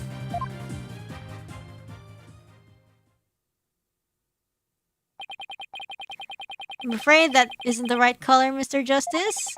Well, given how sudden the request was, it's kind of the best I could do, Your Honor.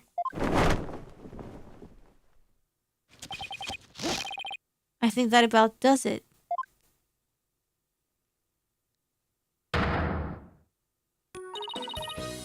Well, what do you think, everyone? Do I look just like a statue of Mr. Wright or what? Huh?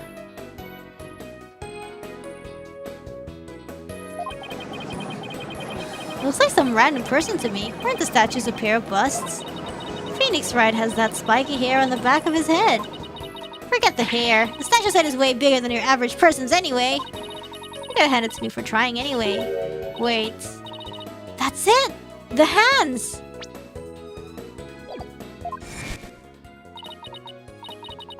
Her arms are raised over her head and there's a dark bruises around her wrists. Yeah, the professor was probably tied up with something. The whimsical music is a little bit... The marks on her wrist indicated she'd been tied up. Apollo, tie me up in a new pose. Wait, you're not into this kind of thing, are you? What? No, besides it was your idea. Just tell me how to tie your hands already. Professor Court's wrists were tied together, and I can't help but think that's related. How should I arrange myself to match the shape I want given her hands were tied? Huh? Huh? I don't get it.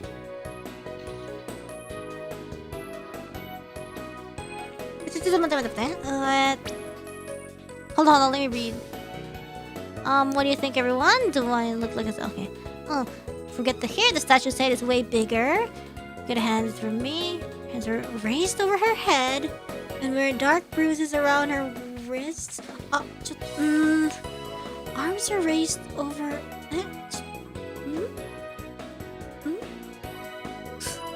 Don't ask me what I'm doing.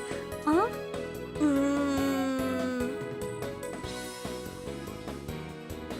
Okay. Hi.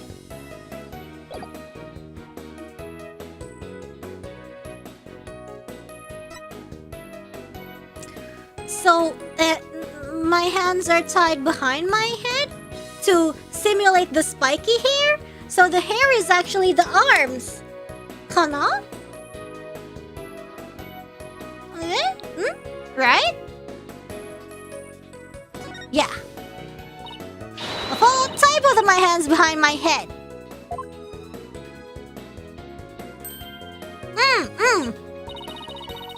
See? This makes it possible to fake the spikes on the back of Mr. Wright's head. Unironically, this is so messed up. I think this case is like the freakiest, and I'm not saying it in like ooh freaky way, but I'm like, you know, like oh my what the, you know? And like the whimsical music is like wee, tie me up. The corpse, that's how they tied up the corpse in this very twisted way.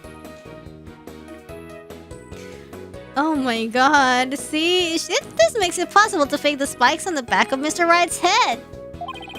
Sure, but then what about the statue's arm? Stop! Hello? With both arms behind your head, you can't exactly complete the pose. Yeah, it would be awfully hard to make the objection pose like this. See, okay, my mind is not sick enough. I'm just gonna let the game play out, okay? I can't help thinking you've forgotten something, Athena.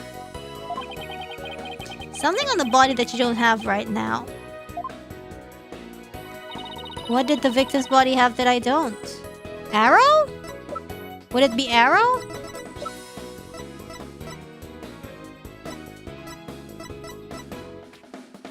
Take that!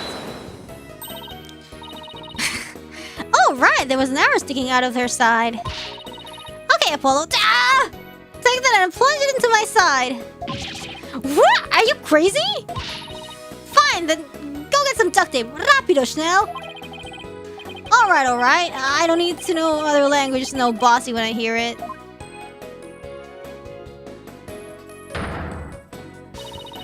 The fatal arrow to the side. Spiky hair created from 2 hands. A masterpiece in the making. Now cover me with that cloth. Huh? But remember to make the arrow stand out, okay? What? This is... I don't know, man. I don't... Ah! Mommy, the arm's too short! Just remember your inner voice, dear. Nobody's buying it. The arrow's nowhere near long enough. But... What else could you use for... Oh my god. Still won't give up, eh? I must commend you, if only for your spirit and determination. Of course she's not giving up. After all she's put me through, she owes me an explanation, and one that makes sense. Disappoint me again and the penalty will be doubly painful. Oh no, I'm gonna die. Yikes! Why am I looking at this? I guess I'd better get it right this time. Someone in chat was like, Rainy, I'm so sorry that you have to see this next part. I'm like, what? And I'm like, oh, I get it now. I guess I'd better get it right this time. Well, for immersion... Think, Athena, think! Professor Court was murdered when she stopped by the stage to see Professor Means. If it wasn't premeditated, he must have used something close-handed, a little bruised.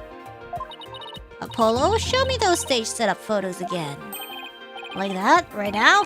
Okay, hold on. How is she gonna see? Like basically the statue? Kranka?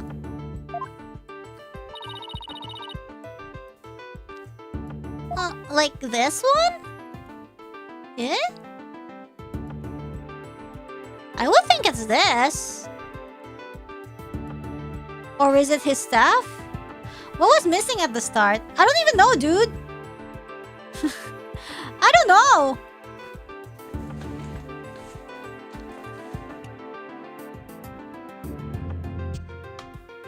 ちょ待ってね。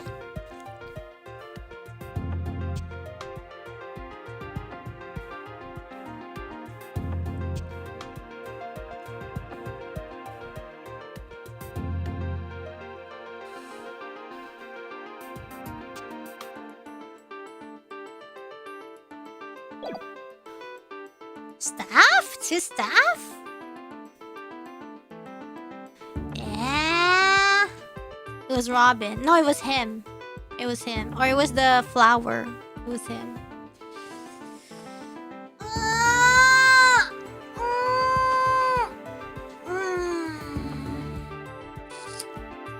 Could be this. Oh, hello. It's either this or this, but this would be not movable, I don't think, because it's like a karangka, you know, it's like the base. So I mean, it's unlikely, but it could be this one. Can we? Take that! Can we? Are we right? Got it. I know what he used for the armor statue of Mr. Wright. Oh, okay. No, because I would be like, if it didn't register, I would be so mad. This is absurd. There is no such thing in this photo. Don't play dumb with me, Professor. It's the stuff you have right there. Staff? This is the spear of a great legal warrior. Whatever, just hurry up and lend it to me. Oh, okay. The length is perfect! Mr. Wright couldn't possibly object to such an awesome arm. Okay, go for it, Apollo. Sure, I'll give your arm a hand. Cloth and binding coming right up.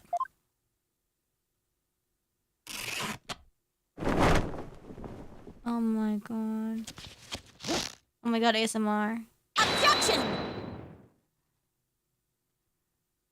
Oh. I don't know. Well, okay, I guess. I don't know.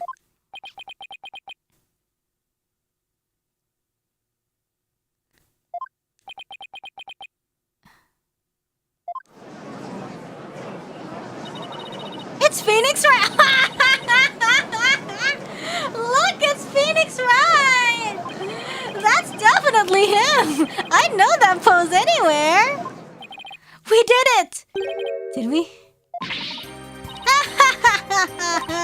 Well, am I not the spitting image of the legendary Phoenix Wright?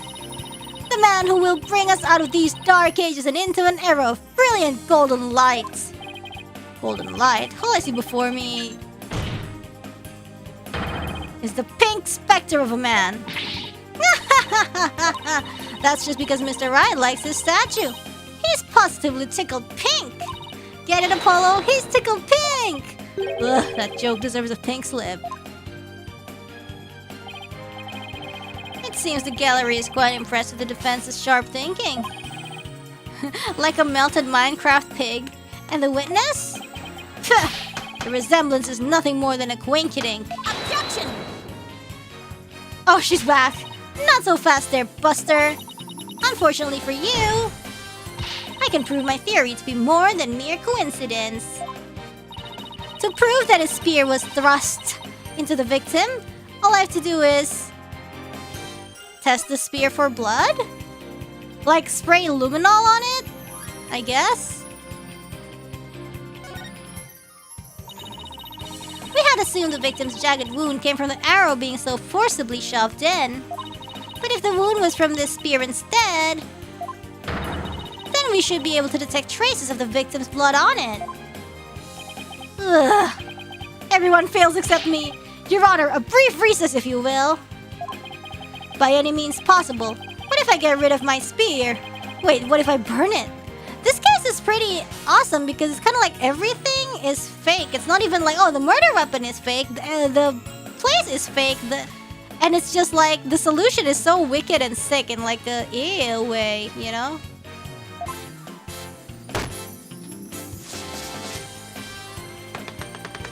So it really feels like, what's wrong with a non-guilty verdict? If I do that, I'll be found innocent. Yes, I'm innocent, I tell you. But I guess that's just how everything is, you know? If you want to highlight the dark age of the law, like everything is not what it seems to be. Evidence is fabricated. Everything is ew. Objection! It's twisted within twisted. Surely you don't expect us to take lectures from you now? Now I ask you in the gallery. Help me decide the professor's fate. Oh my. Bathroom detail. What is bathroom detail? Retake bar exam. Oh, the punishment.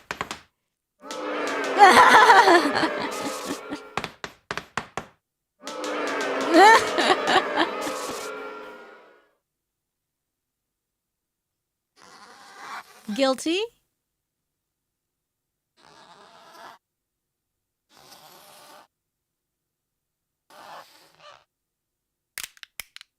Oh no, his teeth!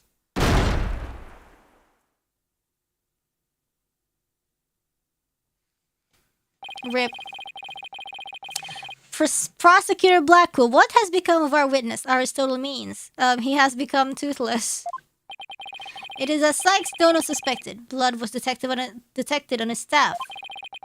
He has admitted to this heinous crime. All of it. He shall join us in the clink tomorrow. His teaching skills can be put to good use there. Great. He'll teach felons that the end justifies the means. So much for rehabilitation. Can I ask what the professor's motive was? I could barely make out a word he said on account of his shattered teeth. One of Blackwell's fellow inmates was once a surgeon. Why not a former dentist, too? I eventually had him put pen to paper. It turns out Professor Means was the one taking bribes. Oh. The victim has suspected him after a report from the class niche. That led her to question him at length the day of the killing, right there on that stage. Oh. In the original version, Mean still had his staff at the beginning of the case, making a huge plot hole. I didn't even notice that he didn't have a staff. The result, the heinous crime that was brought before this court. The fool, like Newman, had come to know of the script's contents via the victim's note.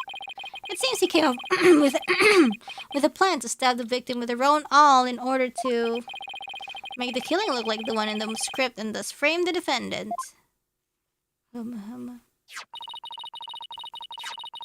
But that scrap of paper with Hugh's name had the same mark as Professor Court's planner. Yes, about that. Those planners are bestowed upon all students graduating at the top of their class. Oh, really? So then... Indeed, once upon a time, Professor Means was also awarded the same notebook. The handwriting is being analyzed now, but like as not, the scrap belonged to him.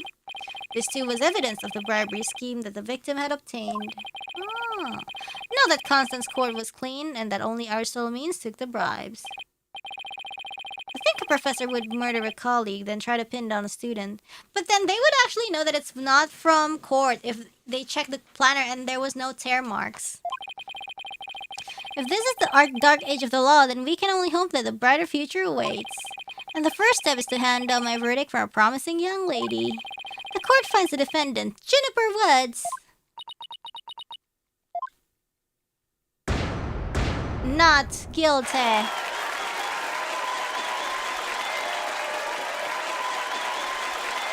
Yay! Happy!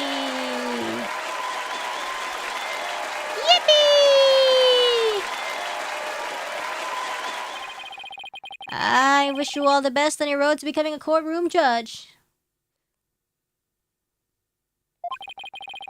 We will need young people like you, if we ever hope to restore the law to its former glory. Yes, Your Honor. I'll work as hard as I can. Maybe one day, I'll be able to work with all of you to make a difference. Proudly serve Professor Court's memory. Do not let her death be in vain. That's the last thing I expected to hear from him today. Court is adjourned. Now she and Athena can repair their relationship and date again. Let's fucking go. She's gonna be bald like him. I guess.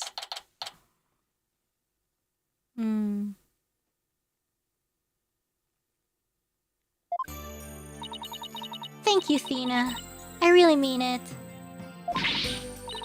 It was nothing, really. I can take the biggest tangled mess of a case and unravel it just like that.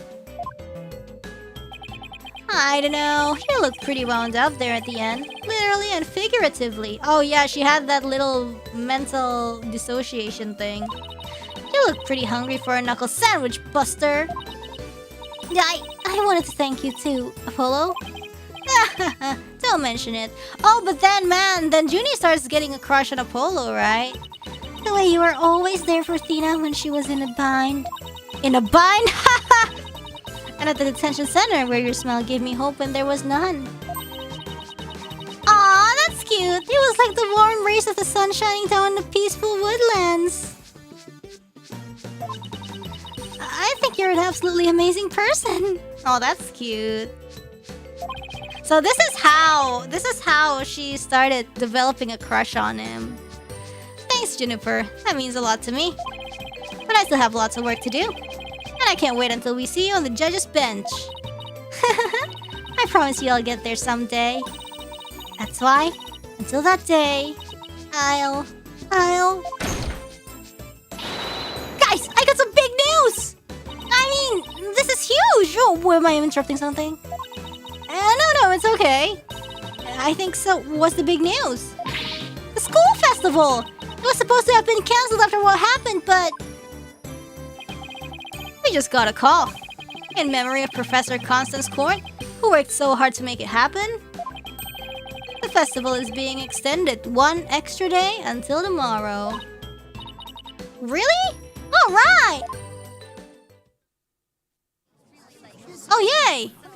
Anime.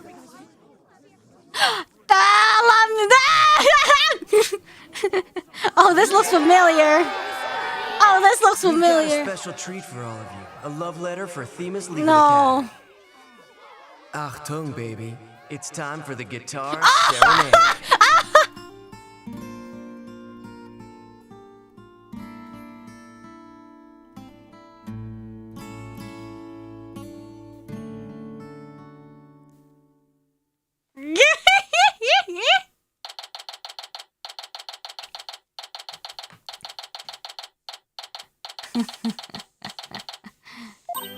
Wow, that was so much fun!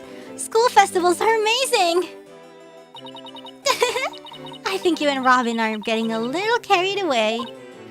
Ah, your singing voice, Juniper! It could melt my heart! Oh my god, they look alike! Mr. Wright, thank you for that training seminar. Just remember, the objection pose is all about attitude. Oh, and congrats to your mock trial win. Although, Robin had you for a while there. Oh, he finally actually won? He redid it? I did, didn't I? But I'm just glad we're back to how we used to be. Thanks to Athena. And you know what? I think I'll stick with becoming a prosecutor after all. I'm going to make up for my mock trial loss by winning the real deals in court. Mock trial loss? What loss? Wait, did they reprise the trial in Hue 1? Level-headed lawyer course genius and hot-blooded prosecutor course student will go head-to-head in the mock trial battle for the She-Devil's Black Heart. So, does this mean it's really gonna happen? Juniper! There's something I've been wanting to say to you. Huh? He doesn't even know! She doesn't even know!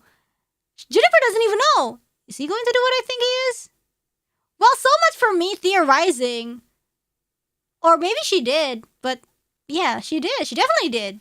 No, she definitely did. So he was like, so she was like changing the script because she knew, right? Jennifer, can we? Aww. Can we still be friends? You know, best friends like we've always been. Huh? Best friends? Hugh, weren't you going to profess your love for Juniper if you won the mock trial? Or maybe that's just gossip. Maybe he just doesn't... Maybe... No, I was going to confess... that I'm not a genius and that I'm really 25 years old. But you already dragged it out of me during the trial. Whoops! Listen, Hugh. You too, Robin. Miriam. Aww. Me too? Miriam's got this tactical espionage action stuff down to a science. I've been thinking, it's up to us to put an end to the dark age of the law if we can. Let's all work together to usher in a new age where winning only results from the truth. And the end never justifies the means. Count me in. I wouldn't have it any other way.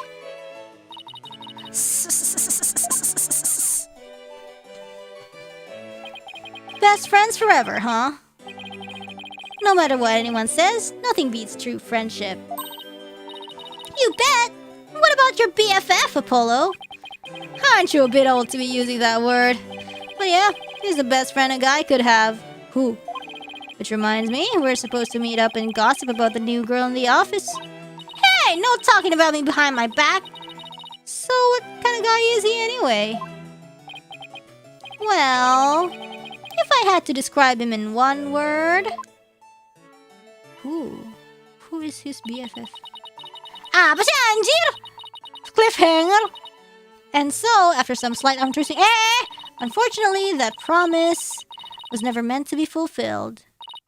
For not long after, their friendship was mercilessly severed by fate. And the bonds between us began to fray and unravel as well. Sorry, but I'll be taking a leave of absence. Even now, those words continue to ring in my ears. The discord in our ever-cheerful Apollo's voice made him sound so cold and distant. Why, Apollo? Why? Why would you leave us all behind?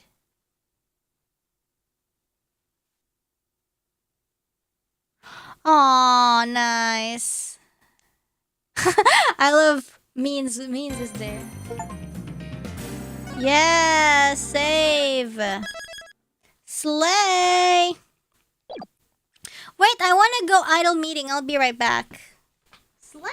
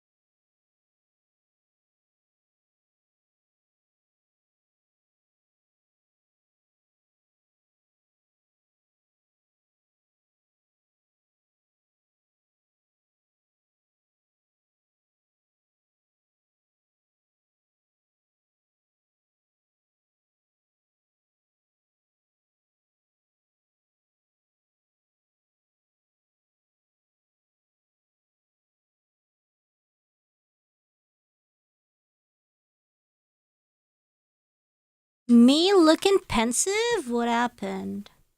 Hold on, let me see if okay.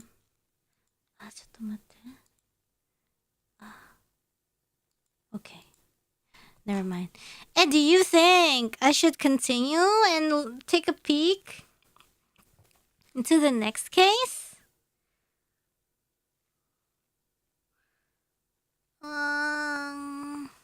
Wait, hold on. Let me return to games menu, ne? Return to game. No, I mean,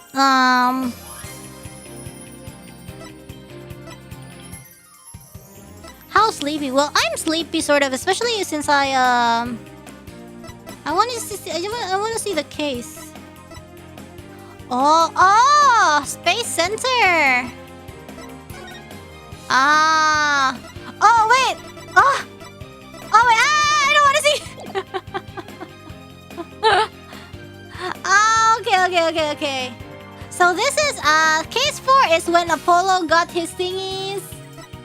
So, and then episode 5 is Simon Blackquill story, I guess, with Black Psyche Lock. And SP is well, there's a pirate, but you guys can't see it because I'm like blocking it. Hold on, give me a sec.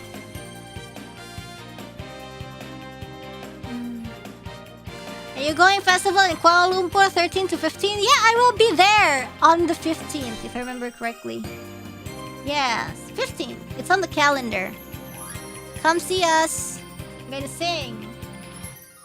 Did you do the DLC case yet? No, I plan to do everything in chronological order. Sorry, chiga. Not chronological order, but 1, 2, 3, 4, 5, and special.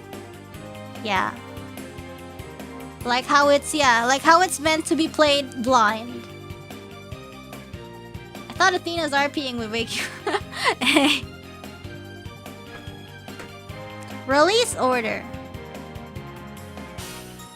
So that's how I've always done it, because it's kind of like I want to replicate the experience you guys had in the first time,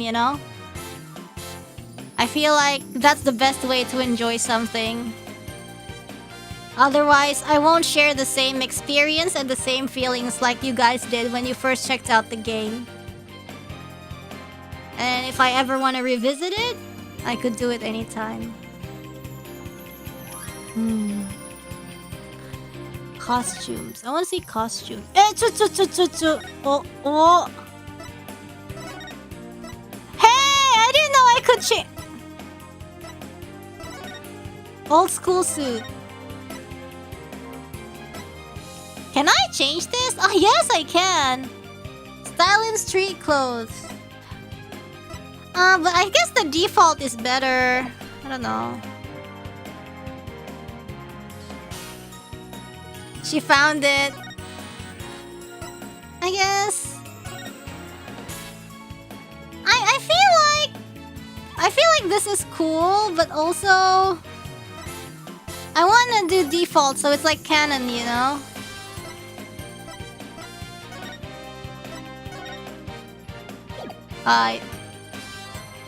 Change outfit for at least one case?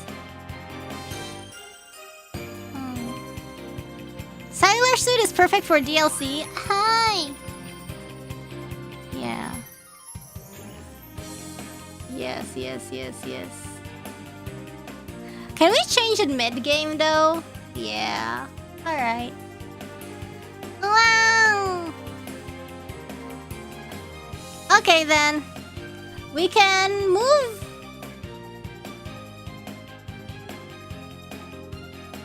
We can move to our room.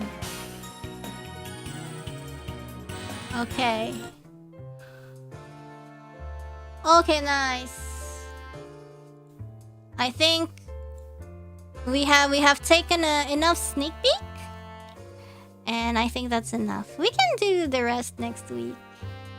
でもね、長いね。この Dual Destinies is kind of long. I feel like investigations is so far away.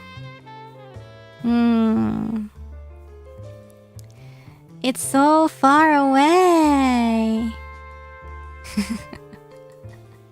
Because we're not even done. Like for example, each case is like 2-3 streams. And then we still have 3 left. Because I feel like most Ace Attorney games are like 2015 streams, I think. You can take a break from Apollo Justice to do investigations. Sokka. I guess I can.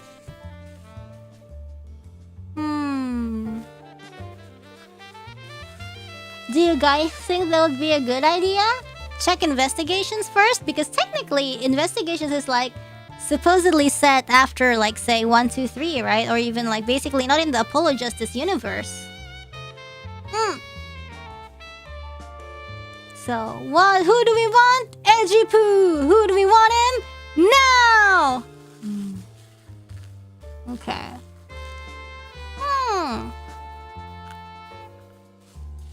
So I'm thinking. Okay. Well, I guess we'll read the super chats before we end the stream. And guys, by the way, tomorrow at 11 a.m.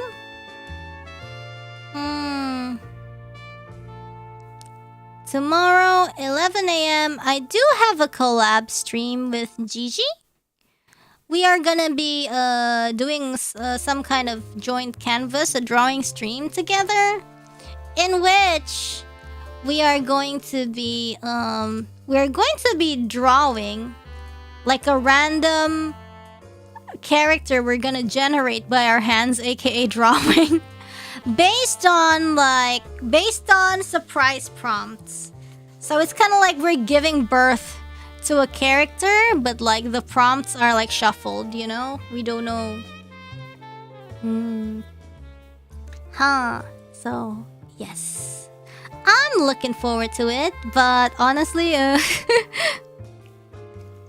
but I was trying to make thumbnail, but I realized I only had one photo, one PNG of her. So I was like, do I rehash this and reuse this? But that's so like, I don't want it. And then I was late, and I think like she might be away right now. And then I was like, before the stream, I was like, hey, like, may I have more PNG? And then I guess yeah, I guess she's offline now, and I'm like, oh, what do I do? Oh well. Yes, just ask her for more. Exactly, that's what I did. Use the fan art from the tag. Oh, is there? Because I searched for. Did I accidentally type the hashtag wrong? Because I searched for both our hashtag. It's Gigi Rakugaki, right? Gigi Rakugaki and. See, there's nothing.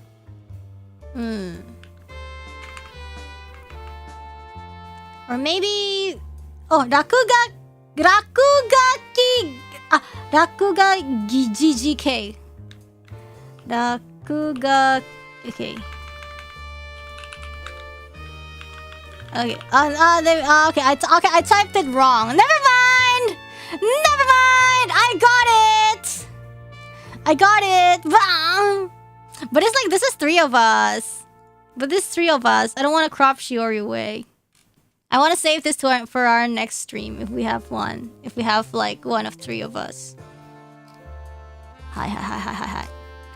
Oh. Pick the most cringy one. You guys should... Guys, you guys should... Oh my god, what is this? Why I see spicy drawing of me behind the curtains? What the... Okay. Anyways, you guys can draw something cringy, and then I might pick it. Oh? Ooh, Umida! What's this? Ooh, Muna and Reine and Risu and Yopi in bikini. Why no? What is this? Why no hashtag? Ah. Yeah. La la la la la la la no. I saw that one as well. Yeah, many spicy.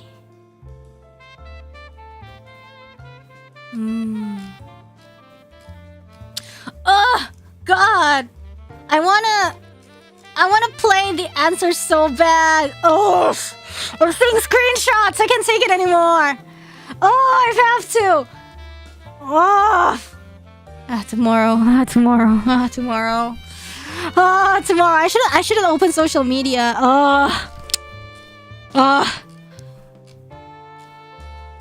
Okay.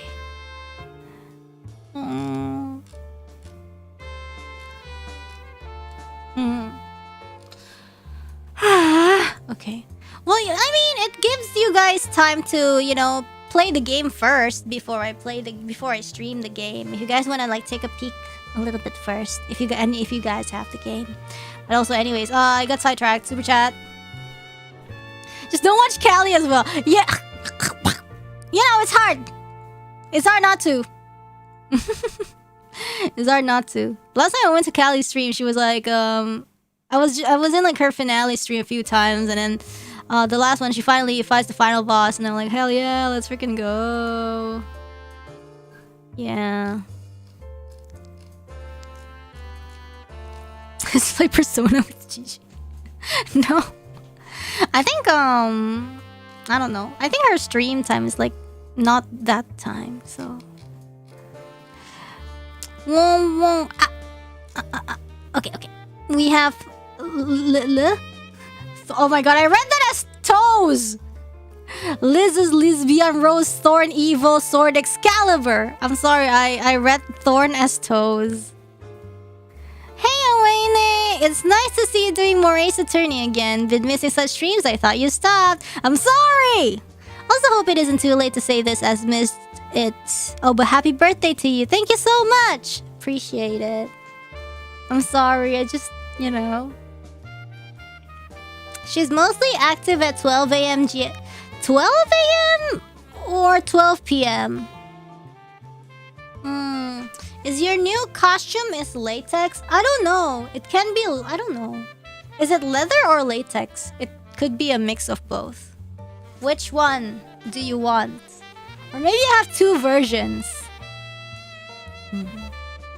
I think leather is more durable for like combat though. I don't think latex is good for combat.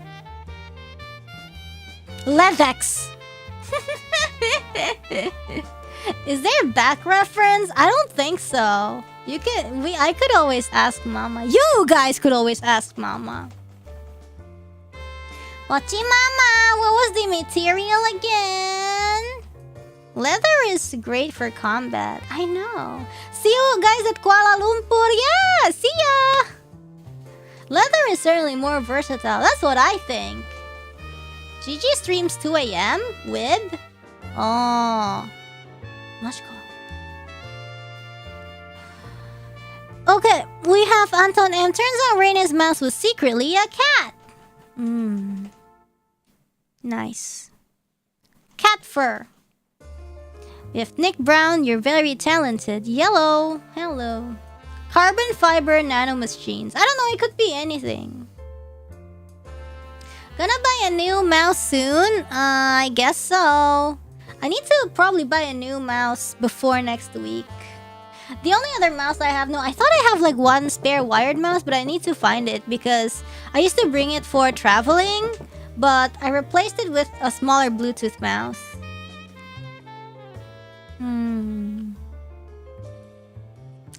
Yes. Biasa 4 a.m. Anjiu. I tidur jam segitu. I ipi. So you cleared your current one from the cat hair and it's still double clicking. Yeah, somo. The clicking part is not touched by the cat hair. Okay. We have Sloth of Pavolia. Dang, Hugh went to Blackwell like, I'll give you information, but you have to keep all my most embarrassing secrets. And Blackwell agreed and then came to court like, hey everyone, here's all Hugh's most embarrassing secrets. Yes. I mean, you could always change the mouse switch if it's like, you know, if you want to like solder and stuff like that. But I feel like at some, it's just not.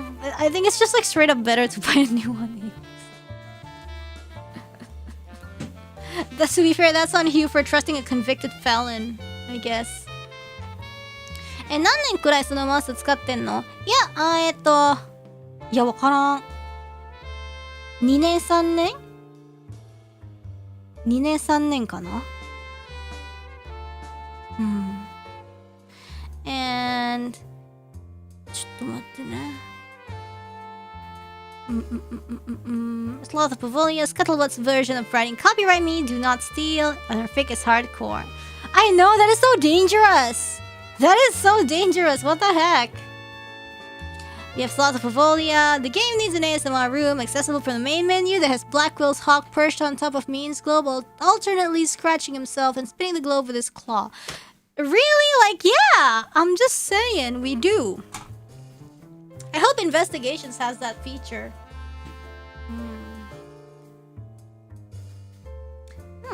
But yeah. I would want that feature. We have Slot of Pavolia. Thank you so much for the Akasupa.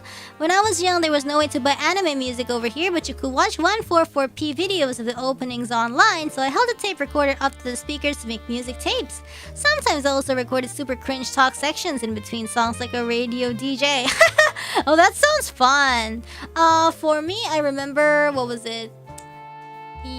I was like, oh yeah, like I had an old phone or something back when I was a baby, and maybe newer phone models you could compose ringtones and everything on it, or like even transfer files, but I don't know, I didn't really have the means for it, so I would like stick my phone like that, hold the phone up to the speaker of the TV, and like I remember recording the opening to Happy Three Friends in like such a home-made analog vintage way that way.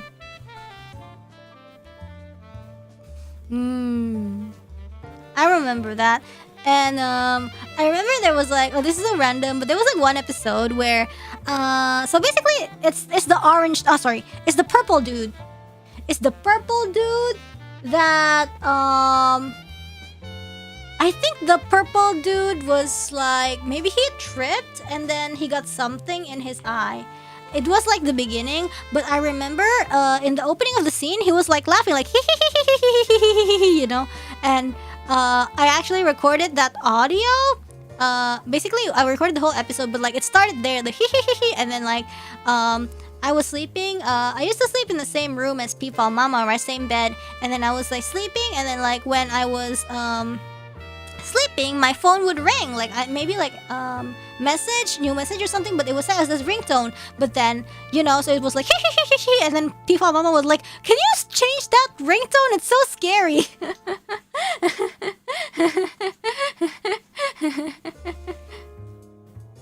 The character was Toofy? I think so, the purple one. The purple beaver guy. Hold on. Ah! Oh! This one! Yes!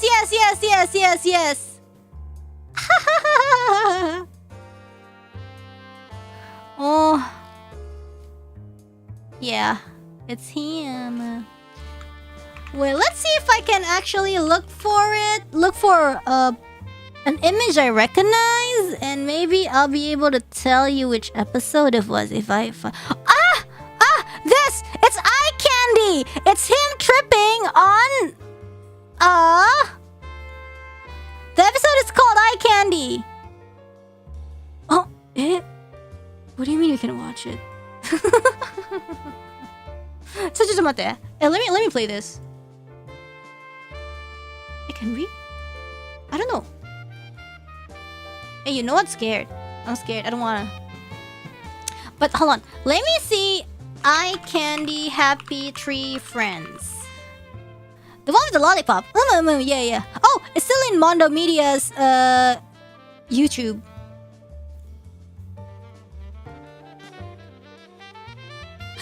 See, it matches! Oh my god! You play it, Happy Three Friends, Eye Candy, episode 29. It's on the Mondo Media channel, the official one. And then the opening matches. He was giggling! It was that. I had that as my ringtone. And he traps! Yes! I remember this! And he's got the lollipop stuck! Yes! I remember! I don't remember how the episode ended, but imagine, that was my ringtone. The hee. Oh my god, this is...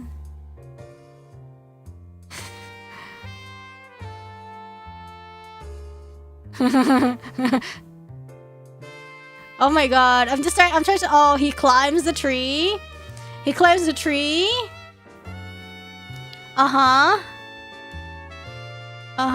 Okay. Oh no!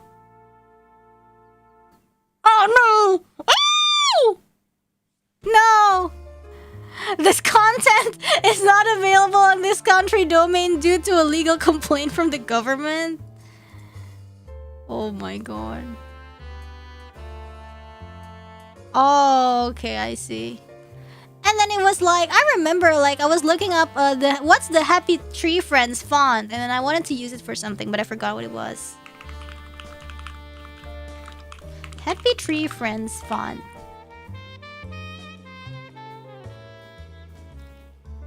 Yeah, like what's the swirly? Ah, これね.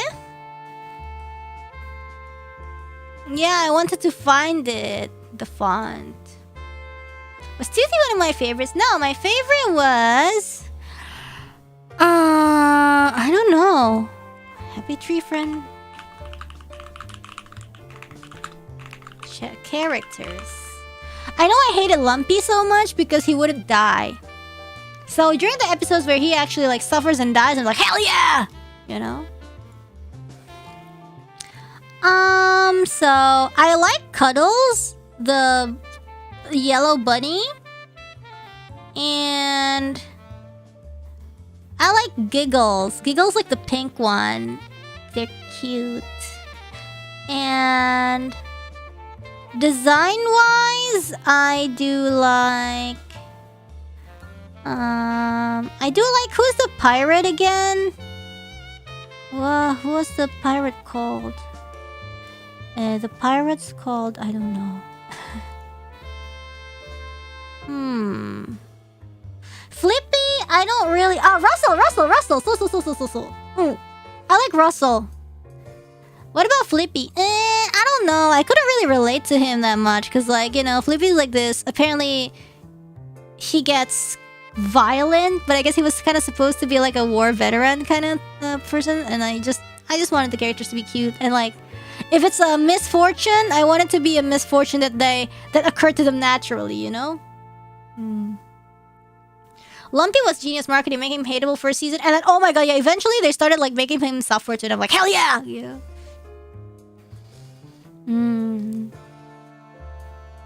So yeah, what about the ants? No, I don't really... Oh, there was like an anteater I remember, but I don't even know about the ants. What? Oh, I didn't really know about them. I don't remember them. Yeah. Okay, nice. And Petunia, I remember there was like an episode with Giggles and Petunia where they were like making lemonade or something, but I also forgot how it ended. But anyways. Yeah. Where was I? Oh yeah, we have Anton M. Globe spinning ASMR. Yes. Chalk knocking ASMR. No. The ant episode was one of the most iconic. I don't know, I think I might have missed it. Or I just don't remember. One of the most famous episodes, I think it was the lemonade, and then if you guys know the green one and the vending machine, basically that episode. I think that was the first HTF episode I watched on TV. The description is wild out of context. Yeah, like the green guy wanted something in the in this vending machine, but then things just go wrong. Anyways, yeah, we have Yenwei. I love how when Means drops his mask, his face actually becomes way more like a Greek drama mask instead of just when he smiles. Ah, I like it. I like Means' hardcore version. What was it? I think there was like an episode also about like the dad and the son, Pop and Cub. They're usually like one of the most brutals as well. Like I vaguely remember the lawnmower episode.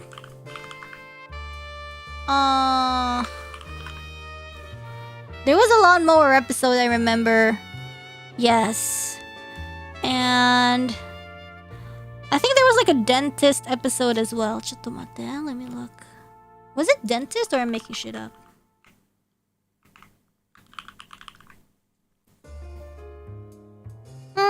Maybe I'm making shit up.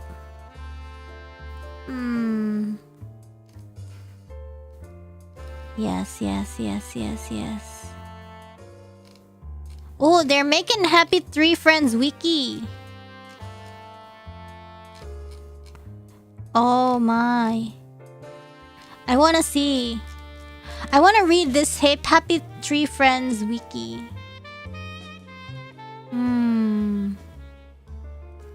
Yes.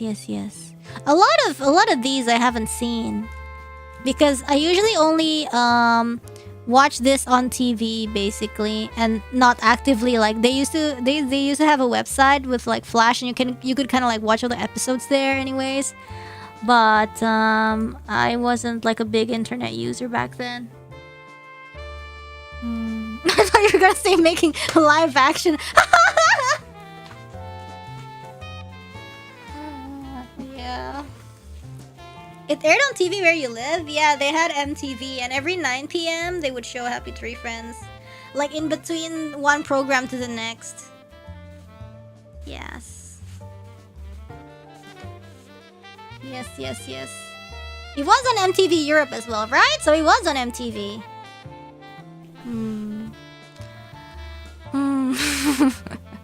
Each show was like only like 1 minute-ish anyways. I don't remember. Yeah, probably 1 minute, right? 2 minutes. Wait. Yeah, we have Anton. Who needs Gerald's game when we have Athena's game? What's Gerald's game? This case, okay, you know what? I really like this case. I think I'm also like biased about like the friendship and the characters. And, you know, biased about Junie, biased about the main character being Athena, biased about the villain actually cool, biased about, I don't know, like, I don't know. Yeah. Oh, Gerald's game is a kinky horror movie about someone being tied up. Oh, okay.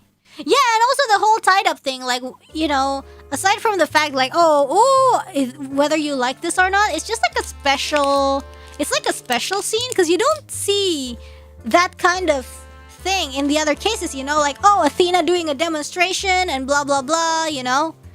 I feel like that case just goes, like, above and beyond and, like, even introducing such a scene. You know, like the unique 3D models. Or like unique angles at least. They could have had that exact same conversation and not show anything visually, but they did. I like it. Anyways, you saw the Pavolia. Does this count as a flashback? One last drink? You guys really like drinking, huh?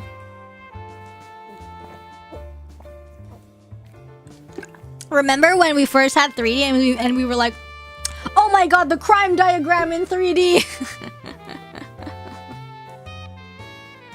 Yes. We have Blue Supers from Ketchow, JC2, Slot of Pavolia, Violet Gelato, Wet Taco Time, Nicholas M, Farron, Elsie Lap, and Pudding, Okure, Gelo, Noel. And we have Slot of Pavolia. I enjoyed that case a lot. The characters' relationship gave it a lot of stakes, and the evidence all fed very logically into the solution. Looking forward to the next one. I actually low-key sympathize with Hugh, you know.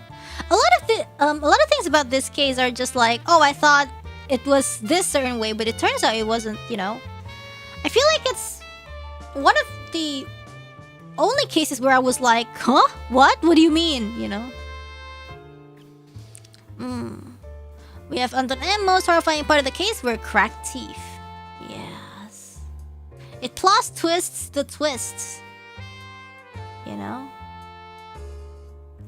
I feel like the whole thing was the fact that the whole thing was just gossip and he doesn't even actually like Juniper, you know, and he was like, he really cares about the friendship, and he's like, oh, by confession I mean like I just want to, you know, come clean that I'm not a genius and blah blah blah, but can we still be friends anyways, you know? I feel like that's sweet.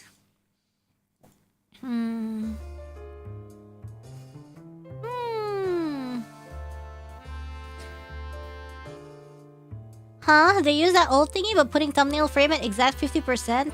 Ah! Areka! Wakatta! So, back then, YouTube didn't have custom thumbnails.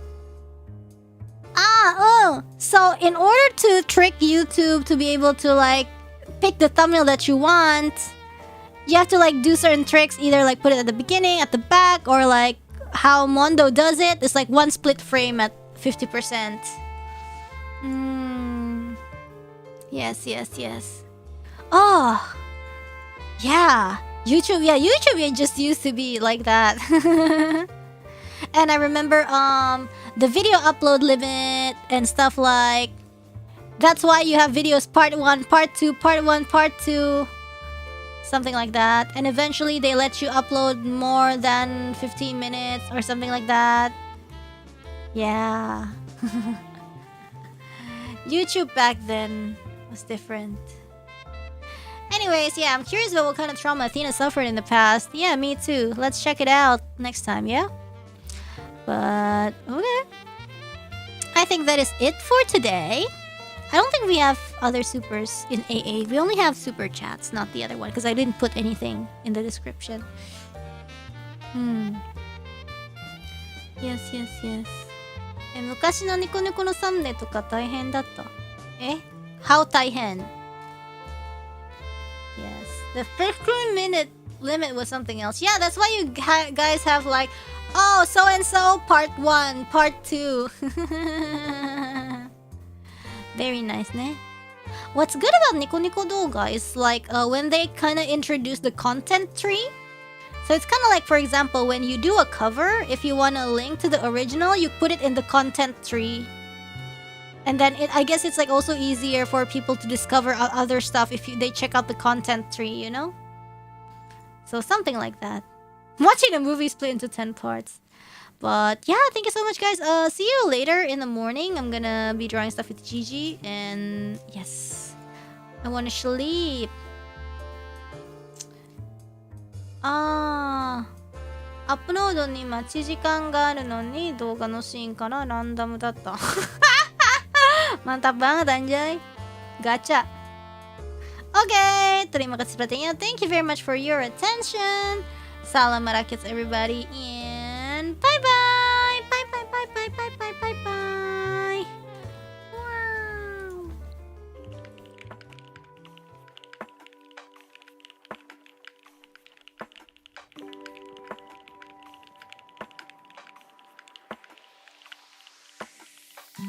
Wow.